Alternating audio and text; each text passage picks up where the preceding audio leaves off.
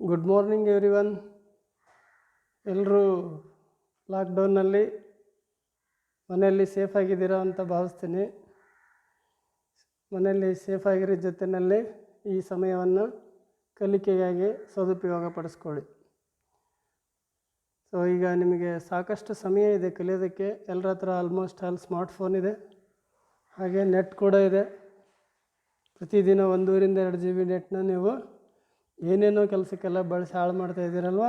So ಇವತ್ತಿನಿಂದ ಅದನ್ನು ಒಳ್ಳೆಯ ಕೆಲಸಕ್ಕೆ ಬಳಸ್ಕೊಳ್ಳಿ. ಸೊ ಮೊದಲನೇದಾಗಿ ಇವತ್ತು ನಾನು ನಿಮಗೆ ಹೇಳಿಕೊಟ್ಟಿರ್ತಕ್ಕಂಥ ಚಾಪ್ಟರ್ ಏನಿದೆ, ಇದು ತುಂಬ ಇಂಟ್ರೆಸ್ಟಿಂಗ್ ಆಗಿರ್ತಕ್ಕಂಥ ಚಾಪ್ಟರ್, ಮತ್ತು ಒಂದು ಮನುಷ್ಯನಿಗೆ ಜೀವನ ಕೊಡ್ತಕ್ಕಂಥ ಚಾಪ್ಟರ್ ಅಂದರೂ ತಪ್ಪಾಗಲಿಕ್ಕಿಲ್ಲ, ಆ ಅನ್ನ ಕೊಡ್ತಕ್ಕಂಥ ಚಾಪ್ಟರ್ ಅಂದ್ರೂ ತಪ್ಪಾಗಲಿಕ್ಕಿಲ್ಲ. ಎಷ್ಟೋ ಜನ ಈಗಾಗಲೇ ITI ಮಾಡಿರ್ತಕ್ಕಂಥ ತರಬೇತಿದಾರರು ಏನಿದ್ದಾರೆ, ಅವರು ಕೇವಲ ಇದೊಂದು ಚಾಪ್ಟರ್ನಿಂದನೇ ಅವ್ರ ಜೀವನವನ್ನು ಲೀಡ್ ಮಾಡೋದನ್ನು ನನ್ನ ಕಣ್ಮುಂದೆ ನೋಡ್ತಾ ಇದ್ದೀನಿ. ಸಾಕಷ್ಟು ಹೆಸರನ್ನು ಗಳಿಸ್ತಾ ಇದ್ದಾರೆ, ಹಣವನ್ನು ಗಳಿಸ್ತಾ ಇದ್ದಾರೆ, ಸುಖಕರವಾದ ಜೀವನವನ್ನು ಮಾಡ್ತಾಯಿದ್ದಾರೆ ಅಂದರೆ ತಪ್ಪಾಗಲಾರ್ದು. ಹಾಗಾದರೆ ಅಂಥ ಒಂದು ಚಾಪ್ಟರ್ ಯಾವುದು ಅನ್ನೋದನ್ನು ನಾನು ನಿಮಗೆ ಇವತ್ತು ಈ ಒಂದು ಸಂದರ್ಭದಲ್ಲಿ ತಿಳಿಸ್ಲಿಕ್ಕೆ ಇಷ್ಟಪಡ್ತೀನಿ. ಅದೇ ಚಾಪ್ಟರ್ನ ನಾವಿಲ್ಲಿ ವೈರಿಂಗ್ ಚಾಪ್ಟರ್ ಅಂತ ಹೇಳ್ತೀವಿ. ವೈರಿಂಗ್ ಚಾಪ್ಟರ್ನ ನೀವು ಸರಿಯಾದ ರೀತಿಯಲ್ಲಿ ಬಳಸ್ಕೊಂಡಿದ್ದೆ ಆದರೆ, ಸರಿಯಾಗಿ ಕಲ್ತಿದ್ದೇ ಆದರೆ, ಖಂಡಿತ ನಿಮಗೆ ಈ ಒಂದು ಚಾಪ್ಟರ್ ನಿಮಗೆ ಒಂದು ಲೈಫ್ ಕೊಡುತ್ತೆ, ಜೀವನಕ್ಕೆ ಅನ್ನ ನೀಡುತ್ತೆ ಅಂತ ಹೇಳಿ ನಾನು ಭರವಸೆಯನ್ನು ಕೊಡ್ತೀನಿ.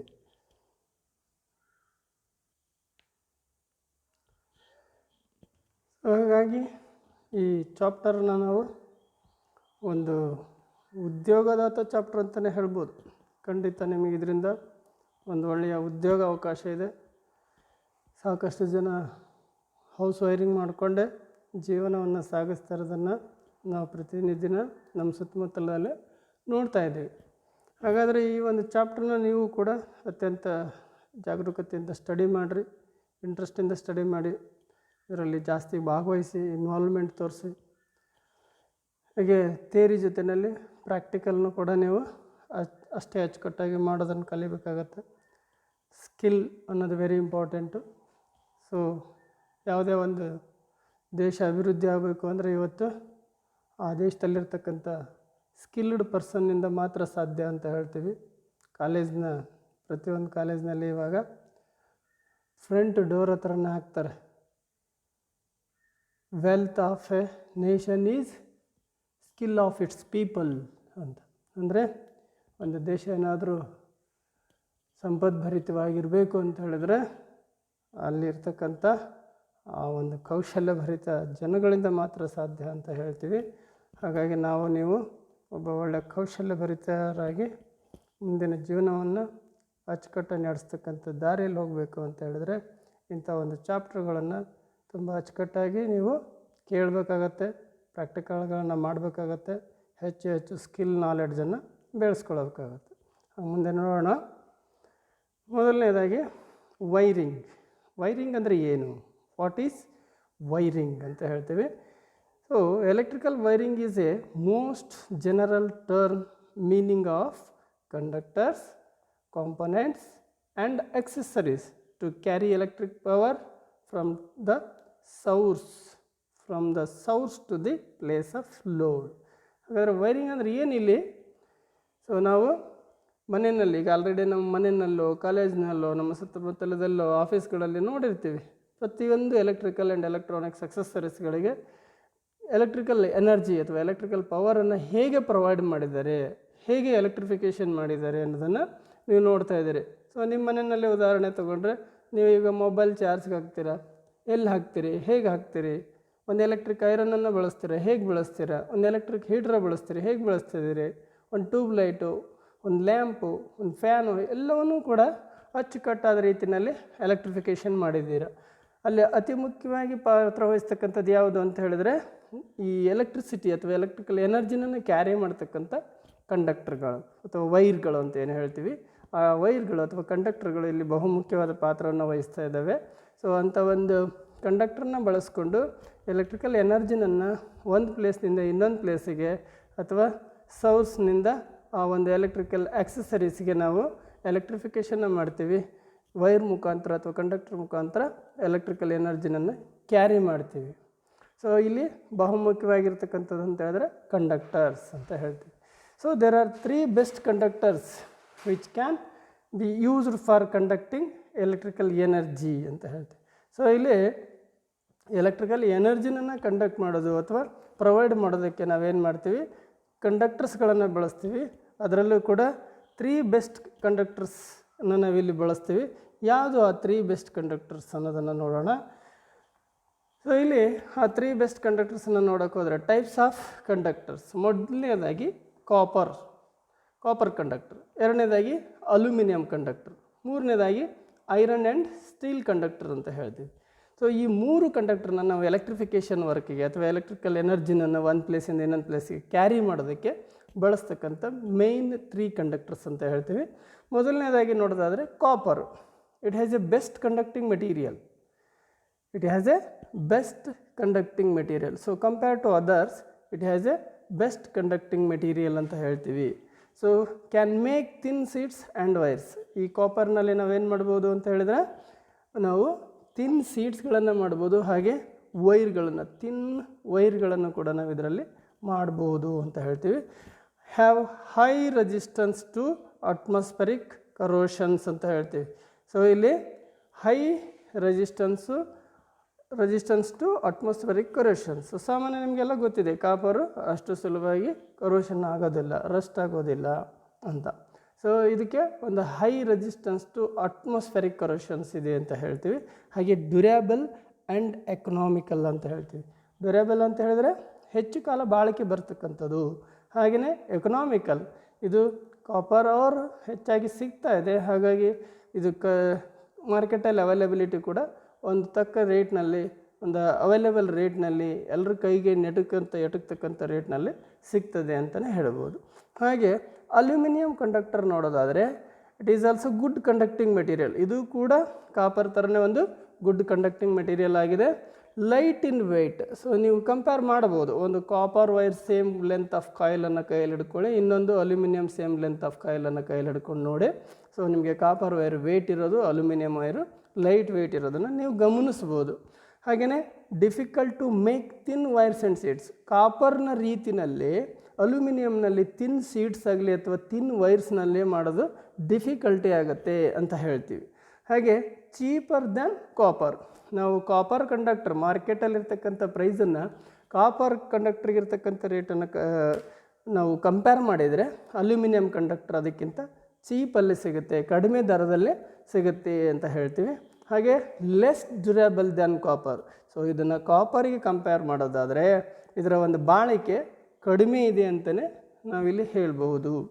ಇದರ ಬಾಳಿಕೆ ಕಡಿಮೆ ಇದೆ ಅಂತ ಹೇಳ್ಬೋದು. ಹಾಗೆ ಐರನ್ ಆ್ಯಂಡ್ ಸ್ಟೀಲ್ ಕಂಡಕ್ಟರ್ನ ನಾವು ನೋಡೋದಾದರೆ so used for earthing and strength support to ACSR conductors ಅಂತ ಹೇಳ್ತೀವಿ.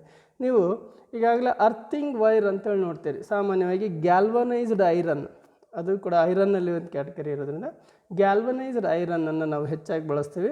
ಗ್ಯಾಲ್ವನೈಸ್ಡ್ ಐರನ್ ಯಾಕೆ ಬಳಸ್ತೀವಿ ಅಂತ ಹೇಳಿದ್ರೆ ಅದು ಕೂಡ ರಸ್ಟ್ ಪ್ರೂಫ್, ಕರೋಷನ್ ಇರೋದಿಲ್ಲ ಅಂತ ಹೇಳ್ಬಿಟ್ಟು, ಕರೋಷನ್ ಆಗೋದಿಲ್ಲ ಅಂತ.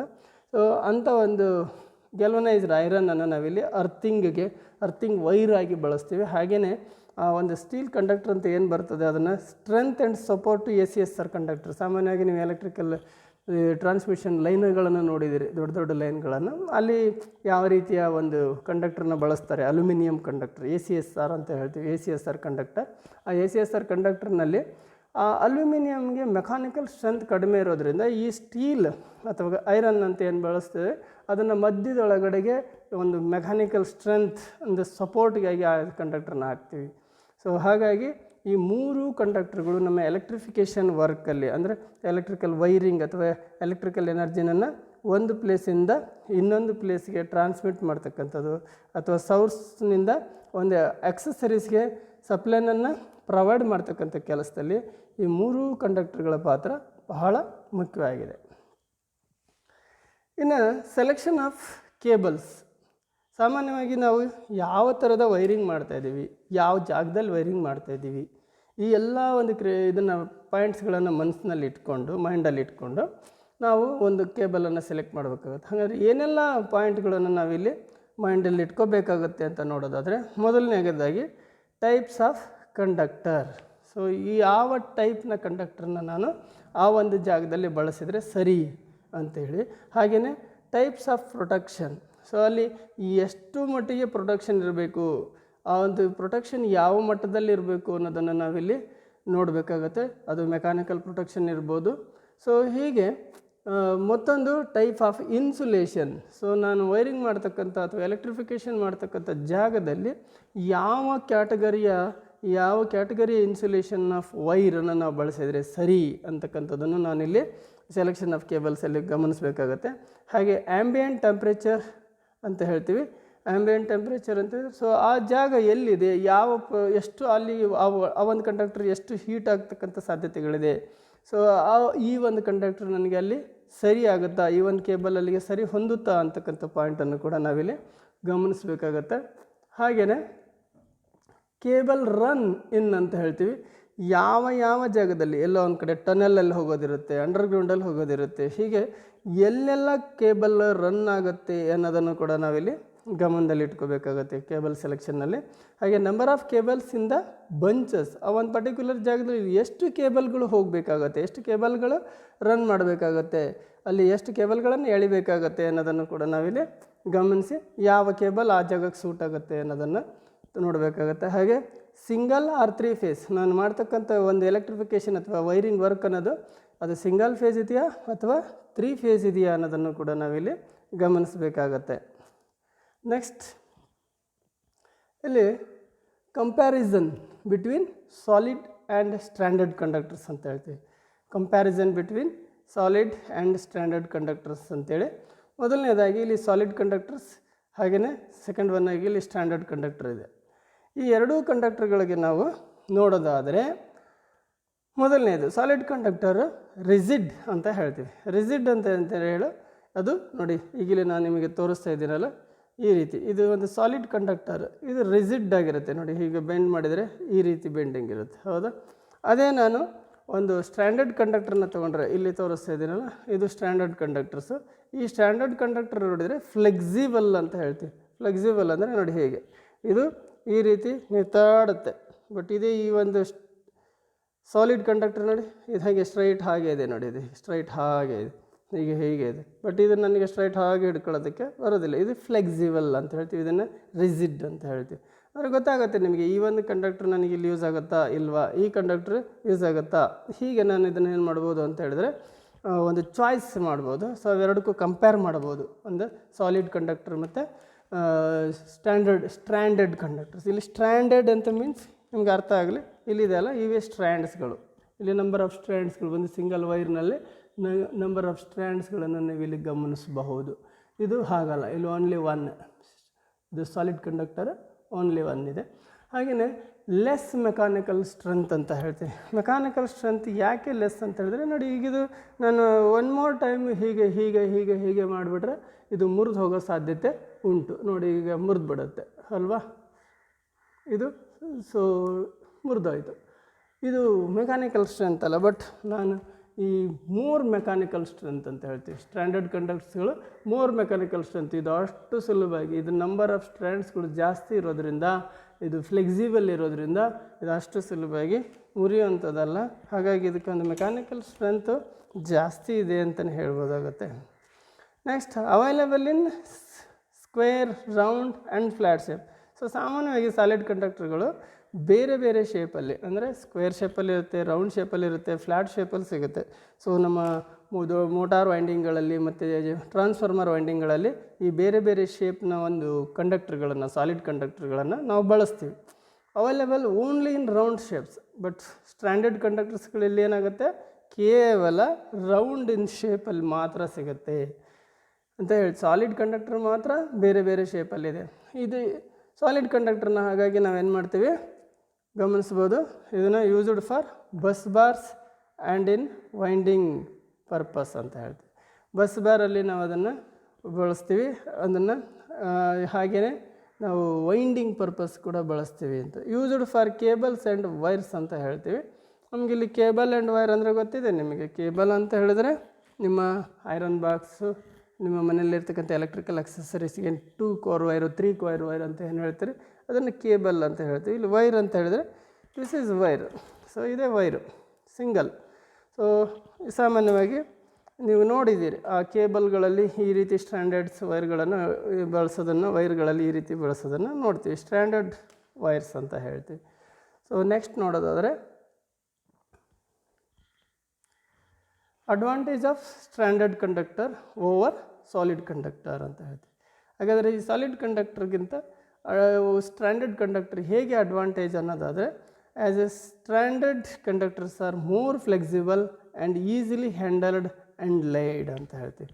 ಅಂದರೆ ಇದು ಮೋರ್ ಫ್ಲೆಕ್ಸಿಬಲ್ ಆಗಿದೆ ನೋಡಿ, ಮೋರ್ ಫ್ಲೆಕ್ಸಿಬಲ್ ಇರೋದರಿಂದ ಸೊ ನಾನು ಇದನ್ನು ಹೇಗೆ ಬೇಕಾಗೆ ಈಸಿಲಿ ಹ್ಯಾಂಡಲ್ ಮಾಡ್ಬೋದು, ಹೇಗೆ ಬೇಕಾ ಹಾಗೆ ಅದನ್ನು ಬೆಂಡ್ ಮಾಡ್ಬೋದು, ಎಲ್ಲಿ ಅಂದರೆ ಅಲ್ಲಿ ಇದನ್ನು ತೂರಿಸೋದಕ್ಕೆ ಸಹಾಯ ಆಗುತ್ತೆ. ಎಂಥ ಕ್ರಿಟಿಕಲ್ ಪ್ಲೇಸಲ್ಲೂ ಕೂಡ ಇದು ಹಾದು ಬರುತ್ತೆ. ನಾವೊಂದು ವೈರಿಂಗಲ್ಲಿ ಎಳಿಬೇಕಾದ್ರೆ ಅದು ಎಷ್ಟು ಫ್ಲೆಕ್ಸಿಬಲ್ ಇರುತ್ತೋ ಅಷ್ಟು ಒಳ್ಳೆಯದು. ಹಾರ್ಡ್ ಇತ್ತು ಅಂತ ಹೇಳಿದ್ರೆ ನನಗೆ ಕಾರ್ನರ್ಗಳಲ್ಲಿ ಅಲ್ಲೆಲ್ಲ ಇದನ್ನು ಎಳೆಯೋದಕ್ಕೆ ಕಷ್ಟ ಆಗುತ್ತೆ. ಹಾಗಾಗಿ ನಾನು ಫ್ಲೆಕ್ಸಿಬಲ್ ವೈರನ್ನು ನಾನಿಲ್ಲಿ ಚೂಸ್ ಮಾಡ್ತೀನಿ.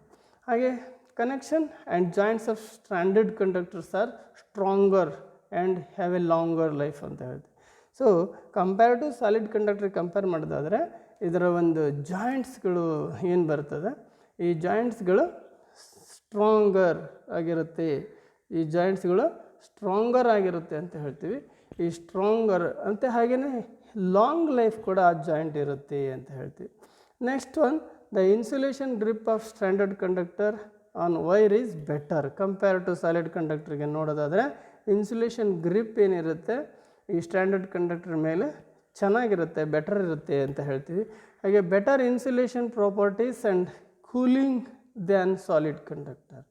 ಸೊ ಸಾಲಿಡ್ ಕಂಡಕ್ಟರ್ಗೆ ಕಂಪೇರ್ ಮಾಡೋದಾದರೆ ಇನ್ಸುಲೇಷನ್ ಪ್ರಾಪರ್ಟಿ ಕೂಡ ಇದರಲ್ಲಿ ಬೆಟರ್ ಆಗಿರುತ್ತೆ. ಹಾಗೆಯೇ ಕೂಲಿಂಗ್ ಕೂಡ ಸಾಲಿಡ್ ಕಂಡಕ್ಟರ್ಗೆ ಕಂಪೇರ್ ಮಾಡೋದಾದರೆ ಕೂಲಿಂಗ್ ಕೂಡ ಇರುತ್ತೆ, ಕೂಲಾಗಿರುತ್ತೆ ಅಂತ ಅಂದರೆ ಸಾಲಿಡ್ ಕಂಡಕ್ಟರ್ಗಿಂತಲೂ ಇದು ಕೂಲಾಗಿರುತ್ತೆ ಅಂತ ಹೇಳ್ತೀವಿ.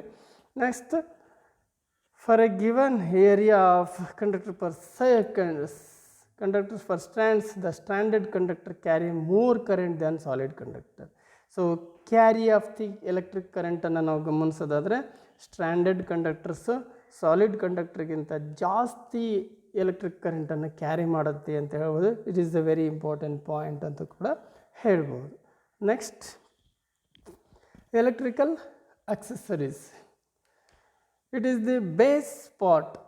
It is the basic part for protection and adjustment or for the control of electrical circuits or both. ಇಲ್ಲಿ ಎಲೆಕ್ಟ್ರಿಕಲ್ ಅಕ್ಸೆಸರೀಸ್ ಅಂತೇಳಿ ಬರ್ತದೆ. ಈ ಎಲೆಕ್ಟ್ರಿಕಲ್ ಅಕ್ಸೆಸರೀಸ್ಗಳು ಅಂತ ಹೇಳಿದ್ರೆ ಸೊ ಇವೆಲ್ಲ ನಮ್ಮ ಬೇಸಿಕ್ ಪಾರ್ಟ್ಸ್ಗಳು, ನಮ್ಮ ಒಂದು ಕಂಟ್ರೋಲ್ ಎಲೆಕ್ಟ್ರಿಕಲ್ ಸರ್ಕ್ಯೂಟ್ಸ್ಗೆ ಆಯಿತು, ಕಂಟ್ರೋಲ್ಗೆ ಆಯಿತು, ಒಂದು ಬೇಸಿಕ್ ಪಾರ್ಟ್ಸ್ ಅಂತ ಹೇಳ್ತೀವಿ. ಈ ಬೇಸಿಕ್ ಪಾರ್ಟ್ಸ್ ಅಂದರೆ ಏನು, ಇವೆಲ್ಲ ಹೇಗೆ ಯೂಸ್ ಆಗ್ತವೆ, ಎಲೆಕ್ಟ್ರಿಕಲ್ ಅಕ್ಸೆಸರೀಸ್ ಏನಿರ್ತವೆ ಅನ್ನೋದನ್ನು ಮುಂದೆ ನೋಡೋಣ. Rating of the accessories are 5 amps, 15 amps and 30 amps and 250 volts AC. ಸಾಮಾನ್ಯವಾಗಿ ಇದರ ರೇಟಿಂಗ್ಸ್ಗಳು ಎಲೆಕ್ಟ್ರಿಕಲ್ ಅಕ್ಸೆಸರೀಸ್ನ ರೇಟಿಂಗ್ಸ್ ಬಂದ್ಬಿಟ್ಟು ಕರೆಂಟ್ ರೇಟಿಂಗಲ್ಲಿ ನಾವು 5 amps, 15 amps, 30 amps ಅಥವಾ 6, 16, 32 ಅಂತ ಕೂಡ ಓಲ್ಡರ್ ವರ್ಷನಲ್ಲಿ ಹೇಳ್ಬೋದು. ಆಮೇಲೆ 250 volts ಅಥವಾ 230 volts ಸ್ಟ್ಯಾಂಡರ್ಡ್ ಅಂತಲೂ ಹೇಳ್ಬೋದು. ಈ ರೀತಿಯಲ್ಲಿ ನಮಗೆ ಏನಾಗುತ್ತೆ, ಇವು ಸಿಗುತ್ತೆ.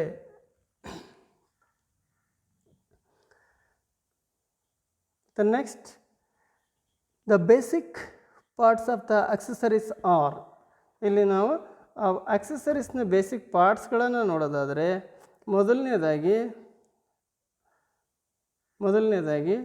ಒಂದು ಬೇಸ್ ಅಂತ ಹೇಳ್ತೀವಿ. Base and cover and knob, springs, terminals, fittings, ಹೀಗೆ ಅದರಲ್ಲಿ non current and current carrying ಅಂತೇಳಿ ಬರ್ತವೆ.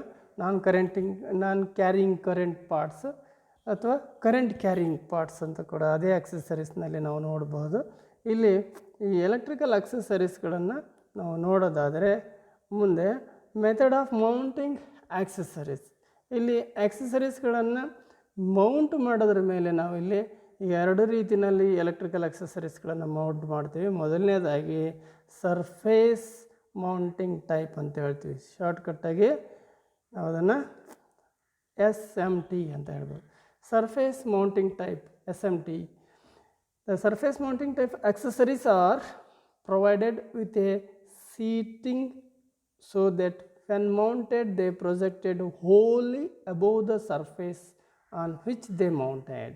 ಸೊ ಸರ್ಫೇಸ್ ಹೆಸರು ಹೇಳೋ ಹಾಗೆ ಮೇಲ್ಭಾಗದಲ್ಲೇ ಸರ್ಫೇಸಲ್ಲೇ ಇರ್ತಕ್ಕಂಥದ್ದು.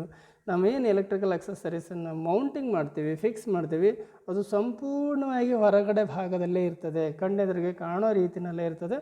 ಆ ರೀತಿಯಾಗಿ ಅಕ್ಸೆಸರೀಸ್ಗಳನ್ನು ಮೌಂಟಿಂಗ್ ಮಾಡಿರ್ತೀವಲ್ಲ, ಅಂಥ ಅಕ್ಸೆಸರೀಸ್ಗಳನ್ನು ನಾವಿಲ್ಲಿ ಸರ್ಫೇಸ್ ಮೌಂಟಿಂಗ್ ಅಕ್ಸೆಸರೀಸ್ ಅಂತ ಹೇಳ್ಬೋದು. ನಿಮ್ಮ ಮನೆಗಳಲ್ಲಿ ನೀವು ಅದನ್ನು ಗಮನಿಸ್ಬೋದು ಕೂಡ. ಸೊ ಎರಡನೇದಾಗಿ ಫ್ಲಶ್ ಮೌಂಟಿಂಗ್ ಟೈಪ್ ಅಂತ ಹೇಳ್ತೀವಿ. ಇದನ್ನು ಶಾರ್ಟಾಗಿ FMT. Flush mounting type, these are fixed in flush with the wall and do not projected out.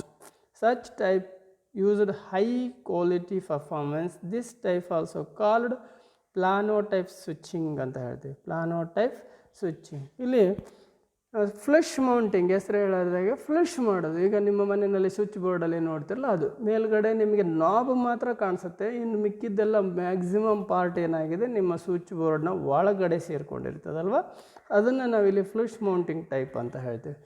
So ಹೊರಗಡೆ ಸಂಪೂರ್ಣವಾಗಿ ಹೊರಗಡೆ ಕಾಣ್ತಾ ಇದೆಯಪ್ಪ. ಇವಾಗ ನಾವು ಮೇಲ್ಭಾಗದಲ್ಲೇ DP ಕೂರಿಸ್ತೀವಿ, ಮೇಲ್ಭಾಗದಲ್ಲಿ MCB ಕೂರಿಸ್ತೀವಿ, ಮೇಲ್ಭಾಗದಲ್ಲೇ ರಿವೈರಬಲ್ ಫ್ಯೂಸ್ ಕೂರಿಸ್ತೀವಿ. ಇವೆಲ್ಲ ಏನದು ಸರ್ಫೇಸ್ ಮೌಂಟಿಂಗ್ ಟೈಪ್ ಅಂತ ಹೇಳ್ತೀವಿ. ಆದರೆ ಕೆಲವೊಂದು ಸಂದರ್ಭದಲ್ಲಿ ನೀವು ನೋಡ್ಬೋದು, ಒಂದು fan regulator, old type fan regulator ಸಂಪೂರ್ಣವಾಗಿ ಸ್ವಿಚ್ ಬೋರ್ಡ್ನ ಹೊರಗಡೆನೇ ಕಾಣ್ತಾ ಇತ್ತು. ಸಂಪೂರ್ಣವಾಗಿ ಹೋಲ್ ಬಾಡಿನೇ ಸ್ವಿಚ್ ಬೋರ್ಡ್ನ ಹೊರಗಡೆ ಕಾಣ್ತದೆ. ಅದನ್ನು ನಾವು ಸರ್ಫೇಸ್ ಮೌಂಟಿಂಗ್ ಟೈಪ್ ಅಂತ ಹೇಳ್ತೀವಿ. ಈಗ ಇತ್ತೀಚೆಗೆ ಸ್ಟ್ಯಾಂಡರ್ಡಾಗಿ ಏನಾಗಿದೆ, ಕೇವಲ ನಾಬ್ ಮಾತ್ರ ಕೈಗೆಟಕೋ ರೀತಿರುತ್ತೆ, ಇನ್ನು ಮಿಕ್ಕಿದ ಪಾರ್ಟೆಲ್ಲ ಏನಾಗುತ್ತೆ ಸ್ವಿಚ್ ಬೋರ್ಡ್ನ ಒಳಭಾಗದಲ್ಲಿರ್ತದೆ. ಸೊ ಅದನ್ನು ನಾವಿಲ್ಲಿ ಫ್ಲಶ್ ಮೌಂಟಿಂಗ್ ಟೈಪ್ ಅಂತ ಹೇಳ್ತೀವಿ. ಸೊ ಎರಡೂ ರೀತಿಯಲ್ಲಿ ಇರ್ತಕ್ಕಂಥ ಎಲೆಕ್ಟ್ರಿಕಲ್ ಅಕ್ಸೆಸರೀಸನ್ನ ನೀವು ನಿಮ್ಮ ಮನೆಯಲ್ಲಿ ಅಥವಾ ನಿಮ್ಮ ಅಕ್ಕಪಕ್ಕದಲ್ಲೋ ನಿಮ್ಮ ಸರೌಂಡ್ಸಲ್ಲಿ ಗಮನಿಸಬಹುದು. ನೆಕ್ಸ್ಟ್, ಇಲ್ಲಿ ಟೈಪ್ಸ್ ಆಫ್ ಎಲೆಕ್ಟ್ರಿಕಲ್ ಆಕ್ಸೆಸರೀಸ್ ಅಂತ ಹೇಳ್ತೀವಿ.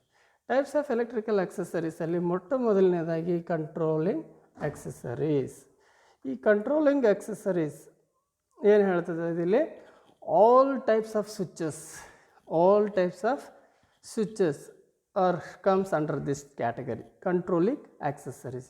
ಮೇನ್ಲಿ ಹೇಳ್ಬೇಕಂತ ಹೇಳಿದ್ರೆ, ಒಂದು ಎಲೆಕ್ಟ್ರಿಕಲ್ ಸರ್ಕ್ಯೂಟನ್ನು ಕಂಟ್ರೋಲ್ ಮಾಡೋದು ಅಂತ ಹೇಳ್ತೀವಿ. Make and break, on or off, ಈ ರೀತಿ ಮಾಡ್ತಕ್ಕಂಥ ಏನು ಆಕ್ಸೆಸರೀಸ್ಗಳಿದ್ದಾವೆ, so those are all types of switches are comes under this category, that is called controlling accessories.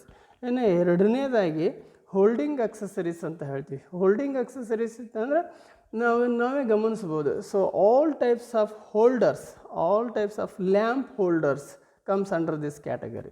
So ನೋಡಿ, ನೀವು ಒಂದು ಪೆಂಡೆಂಟ್ ಹೋಲ್ಡರ್ನ ತೊಗೊಂಡ್ರೆ ಒಂದು ಇನ್ಕ್ಯಾಂಡಿಸೆಂಟ್ ಲ್ಯಾಂಪನ್ನು ಅದರೊಳಗಡೆ ಫಿಕ್ಸ್ ಮಾಡ್ತೀರಿ, ಹೋಲ್ಡ್ ಮಾಡ್ತೀರಿ. ಸೊ ಆ ಹೋಲ್ಡರ್ ಇದೆಯಲ್ಲ, ದಟ್ ಈಸ್ ಹೋಲ್ಡಿಂಗ್ ಆಕ್ಸೆಸರೀಸ್ ಅಂತ. ಅದಕ್ಕೆ ಇಲ್ಲಿ all types of holders R comes under this category, holding accessories. It is holds the electrical equipments, accessories like bulbs. So ಆ ರೀತಿಯಲ್ಲಿ ಏನು ಹೋಲ್ಡ್ ಮಾಡಿ ಹಿಡಿತದೆ ಆ ಥರದ ಒಂದು ಆಕ್ಸೆಸರೀಸ್ಗಳಲ್ಲಿ ಹೋಲ್ಡಿಂಗ್ ಆಕ್ಸೆಸರೀಸ್ ಅಂತ ಹೇಳ್ತೀವಿ. Next one, outlet accessories. Outlet accessories ಅಂತ ಹೇಳಿದರೆ, so all types of sockets are comes under this category, ಈ ಔಟ್ಲೆಟ್ ಆಕ್ಸೆಸರೀಸ್. ಸೊ ಸಾಕೆಟ್ಗಳು ಒಂದು ಯಾವುದೇ ಒಂದು ಪ್ಲೇಸ್ಗೆ, ನನಗೆ ಫಾರ್ ಎಕ್ಸಾಂಪಲ್ ಮೊಬೈಲ್ ಚಾರ್ಜ್ ಮಾಡಬೇಕು ಅಂದರೆ ನೀವೇನು ಮಾಡ್ತೀರಿ, ನಿಮ್ಮ ಚಾರ್ಜರನ್ನು ತೊಗೊಂಡೋಗಿ ಆ ಒಂದು ಸಾಕೆಟಲ್ಲಿ ಪ್ಲಗ್ ಇನ್ ಮಾಡ್ತೀರಾ. ಅದು 2 ಪಿನ್ ಅಥವಾ 3 ಪಿನ್ ಇರ್ಬೋದು. ಸೊ ಅದರಲ್ಲಿ ಪ್ಲಗ್ ಇನ್ ಮಾಡಿ ಅದರಿಂದ ಎಲೆಕ್ಟ್ರಿಕಲ್ ಎನರ್ಜಿನ ನೀವು ತೊಗೊಳ್ತೀರಿ, ನಿಮ್ಮ ಮೊಬೈಲ್ ಚಾರ್ಜ್ ಮಾಡ್ಕೊಳ್ತೀರಿ. ಹಾಗೆಯೇ ಒಂದು ಫ್ಯಾನ್ಗೆ ಒಂದು ಪೋರ್ಟಬಲ್ ಫ್ಯಾನ್ ಇರುತ್ತೆ, ಸ್ಟ್ಯಾಂಡಿಂಗ್ ಫ್ಯಾನ್ಗಳಿರ್ತವೆ. ಸೊ ಹಾಗೆ TV ಪ್ಲಗ್ ಇನ್ ಮಾಡೋದಾಗಿರ್ಬೋದು. ಈ ರೀತಿ ಸಾಕಷ್ಟು ಎಲೆಕ್ಟ್ರಿಕಲ್ ಆಕ್ಸೆಸರೀಸ್ಗಳನ್ನು ನಾವು ಒಂದು ಸಪ್ಲೈನನ್ನು ಪ್ರೊವೈಡ್ ಮಾಡಬೇಕಾದ್ರೆ ಈ ಒಂದು ಸಾಕೆಟ್ ಮುಖಾಂತರನೇ ಪ್ರೊವೈಡ್ ಮಾಡ್ತೀವಿ. So all types of sockets comes under this outlet accessories ಅಂತ ಹೇಳ್ತೀವಿ. ಹಾಗೆಯೇ ಸೇಫ್ಟಿ ಆಕ್ಸೆಸರೀಸ್ ಅಂತ ಹೇಳಿದ್ರೆ, ಇಲ್ಲಿ ಫ್ಯೂಸಸ್ಗಳು ಒಂದು ಎಲೆಕ್ಟ್ರಿಕಲ್ ಸರ್ಕ್ಯೂಟನ್ನು ಸೇಫ್ ಮಾಡ್ತಕ್ಕಂಥದ್ದು, ಪ್ರೊಟೆಕ್ಟ್ ಮಾಡ್ತಕ್ಕಂಥವು ಏನಿದ್ದಾವೆ ಫ್ಯೂಸಸ್ಗಳು, all types of circuit breakers are comes under this category. ಅವೆಲ್ಲ ಏನು ಮಾಡ್ತದೆ, ಅಲ್ಲಿ ಓವರ್ ಕರೆಂಟ್ ಅಥವಾ ಅರ್ತ್ ಫಾಲ್ಟ್, ಲೂಸ್ ಕನೆಕ್ಷನ್, ಹೀಗೆ ಏನೇ ಎಲೆಕ್ಟ್ರಿಕಲ್ ಸರ್ಕ್ಯೂಟ್ಸಲ್ಲಿ ಆ ಥರದ್ದು ಏನೋ ಫಾಲ್ಟ್ಗಳು ಬಂದರೆ ಅದನ್ನು ಆ ಒಂದು ಸರ್ಕ್ಯೂಟನ್ನು ಪ್ರೊಟೆಕ್ಟ್ ಮಾಡೋದಕ್ಕೆ ಬಳಸ್ತಕ್ಕಂಥದ್ದು ಇಲ್ಲಿ ನಮಗೆ ಸೇಫ್ಟಿ ಆಕ್ಸೆಸರೀಸ್ ಅಂತ ಹೇಳ್ತೀವಿ. All types of fuses and all types of circuit breakers are comes under this category ಅಂತ ಹೇಳ್ಬೋದು. ಇನ್ನು ಜನರಲ್ ಆಕ್ಸೆಸರೀಸ್ ಅಂತ ಹೇಳ್ತೀವಿ. ಅದರಲ್ಲಿ ಕೆಲವೊಂದು ಆಕ್ಸೆಸರೀಸ್ಗಳು ಸ್ಪೆಷಲ್ ಆಕ್ಸೆಸರೀಸ್ ಅಂತಲೇ ಹೇಳ್ತೀವಿ. ದೋಸ್ are all special accessories comes under this general accessories ಅಂತ ಹೇಳ್ತೀವಿ. Say for example adapter, ceiling rose, ಈ ಥರದ್ದು ಸಾಕಷ್ಟು ಮೆಟೀರಿಯಲ್ಗಳು ಬರ್ತವೆ. ಕನೆಕ್ಟರ್ಸು, ನ್ಯೂಟ್ರಲ್ ಲಿಂಕ್ ಥರ ಈ ರೀತಿ ಒಂದು ಸ್ಪೆಷಲಿ ಬಳಸ್ತಕ್ಕಂಥ ಕೆಲವೊಂದು ಆಕ್ಸೆಸರೀಸ್ಗಳು ನಮಗೆ ಈ ಒಂದು ಜನರಲ್ ಆಕ್ಸೆಸರೀಸಲ್ಲಿ ಬರುತ್ತೆ. ಇಲ್ಲಿ ಮೊದಲನೇದಾಗಿ ಕಂಟ್ರೋಲಿಂಗ್ ಆಕ್ಸೆಸರೀಸ್ ನಾನು ನಿಮಗೆ ಹೇಳಿದೆ. ಇಲ್ಲಿ ಮೊದಲನೇದಾಗಿ ಆಲ್ ಟೈಪ್ಸ್ ಆಫ್ ಸ್ವಿಚ್ ಅಂತ, SP ಸ್ವಿಚ್ ಇರ್ಬೋದು, 2-ವೇ ಸ್ವಿಚ್ ಇರ್ಬೋದು, SP ಸ್ವಿಚ್, 2-ವೇ ಸ್ವಿಚ್, ಹಾಗೆ intermediate switch, bell push or push switch ಅಂತ ಹೇಳ್ತೀವಿ. ಸೊ ಇವೆಲ್ಲವೂ ಕೂಡ ನಮಗೆ ಈ ಕಂಟ್ರೋಲಿಂಗ್ ಆಕ್ಸೆಸರೀಸಲ್ಲಿ ಬರ್ತವೆ. ಸೊ SP ಸ್ವಿಚ್ ಇದನ್ನು ಹಾಗೆ ಸಿಂಪಲಾಗಿ ಡಿಸ್ಕ್ರಿಪ್ಷನ್ ಮಾಡಿ ಹೇಳೋದಾದರೆ 2 terminal device capable of make and break the circuit used for controlling light and sockets. ನೋಡಿದ್ರಿ ನಿಮ್ಮ ಮನೆಯಲ್ಲಿ ಸ್ವಿಚ್ ಬೋರ್ಡಲ್ಲಿ ಇರ್ತಕ್ಕಂಥ SP ಸ್ವಿಚ್ಚನ್ನು ನೀವೆಲ್ಲ ಗಮನಿಸಿದರೆ ಅದರಲ್ಲಿ ಎಷ್ಟು ಟರ್ಮಿನಲ್ ಇದೆ, 2 ಟರ್ಮಿನಲ್ಗಳಿರ್ತವೆ. ಅದರ ಕೆಲಸ ಇಲ್ಲೇನು, ಸರ್ಕ್ಯೂಟನ್ನು ಮೇಕ್ ಆರ್ ಬ್ರೇಕ್ ಮಾಡ್ತಕ್ಕಂಥದ್ದು, ಆನ್ ಆರ್ ಆಫ್ ಅಂತ ಏನು ಹೇಳ್ತೀವಿ ಆ ಕೆಲಸ ಮಾಡೋದಕ್ಕೆ ನಾವು ಈ ಸ್ವಿಚ್ಚನ್ನು ಬಳಸ್ತೀವಿ. ಇನ್ನು 2-ವೇ switch 3 terminal device capable of make and break 2 connections from single place used for staircase, godown, tunnel wiring. ಸೊ ಒಂದು 2-ವೇ ಸ್ವಿಚ್ ಅನ್ನೋದನ್ನು ನೀವು ಆಲ್ರೆಡಿ ನಿಮ್ಮ ಮನೆಯಲ್ಲಿ ನೋಡಿರ್ಬೋದು. ಅಲ್ಲಿ ಹೇಗಪ್ಪ ಅಂತ ಹೇಳಿದ್ರೆ ಒಂದೇ ಲ್ಯಾಂಪನ್ನು 2 ಡಿಫ್ರೆಂಟ್ ಪ್ಲೇಸ್ನಿಂದ ಕಂಟ್ರೋಲ್ ಮಾಡ್ತಿರ್ತೀವಿ.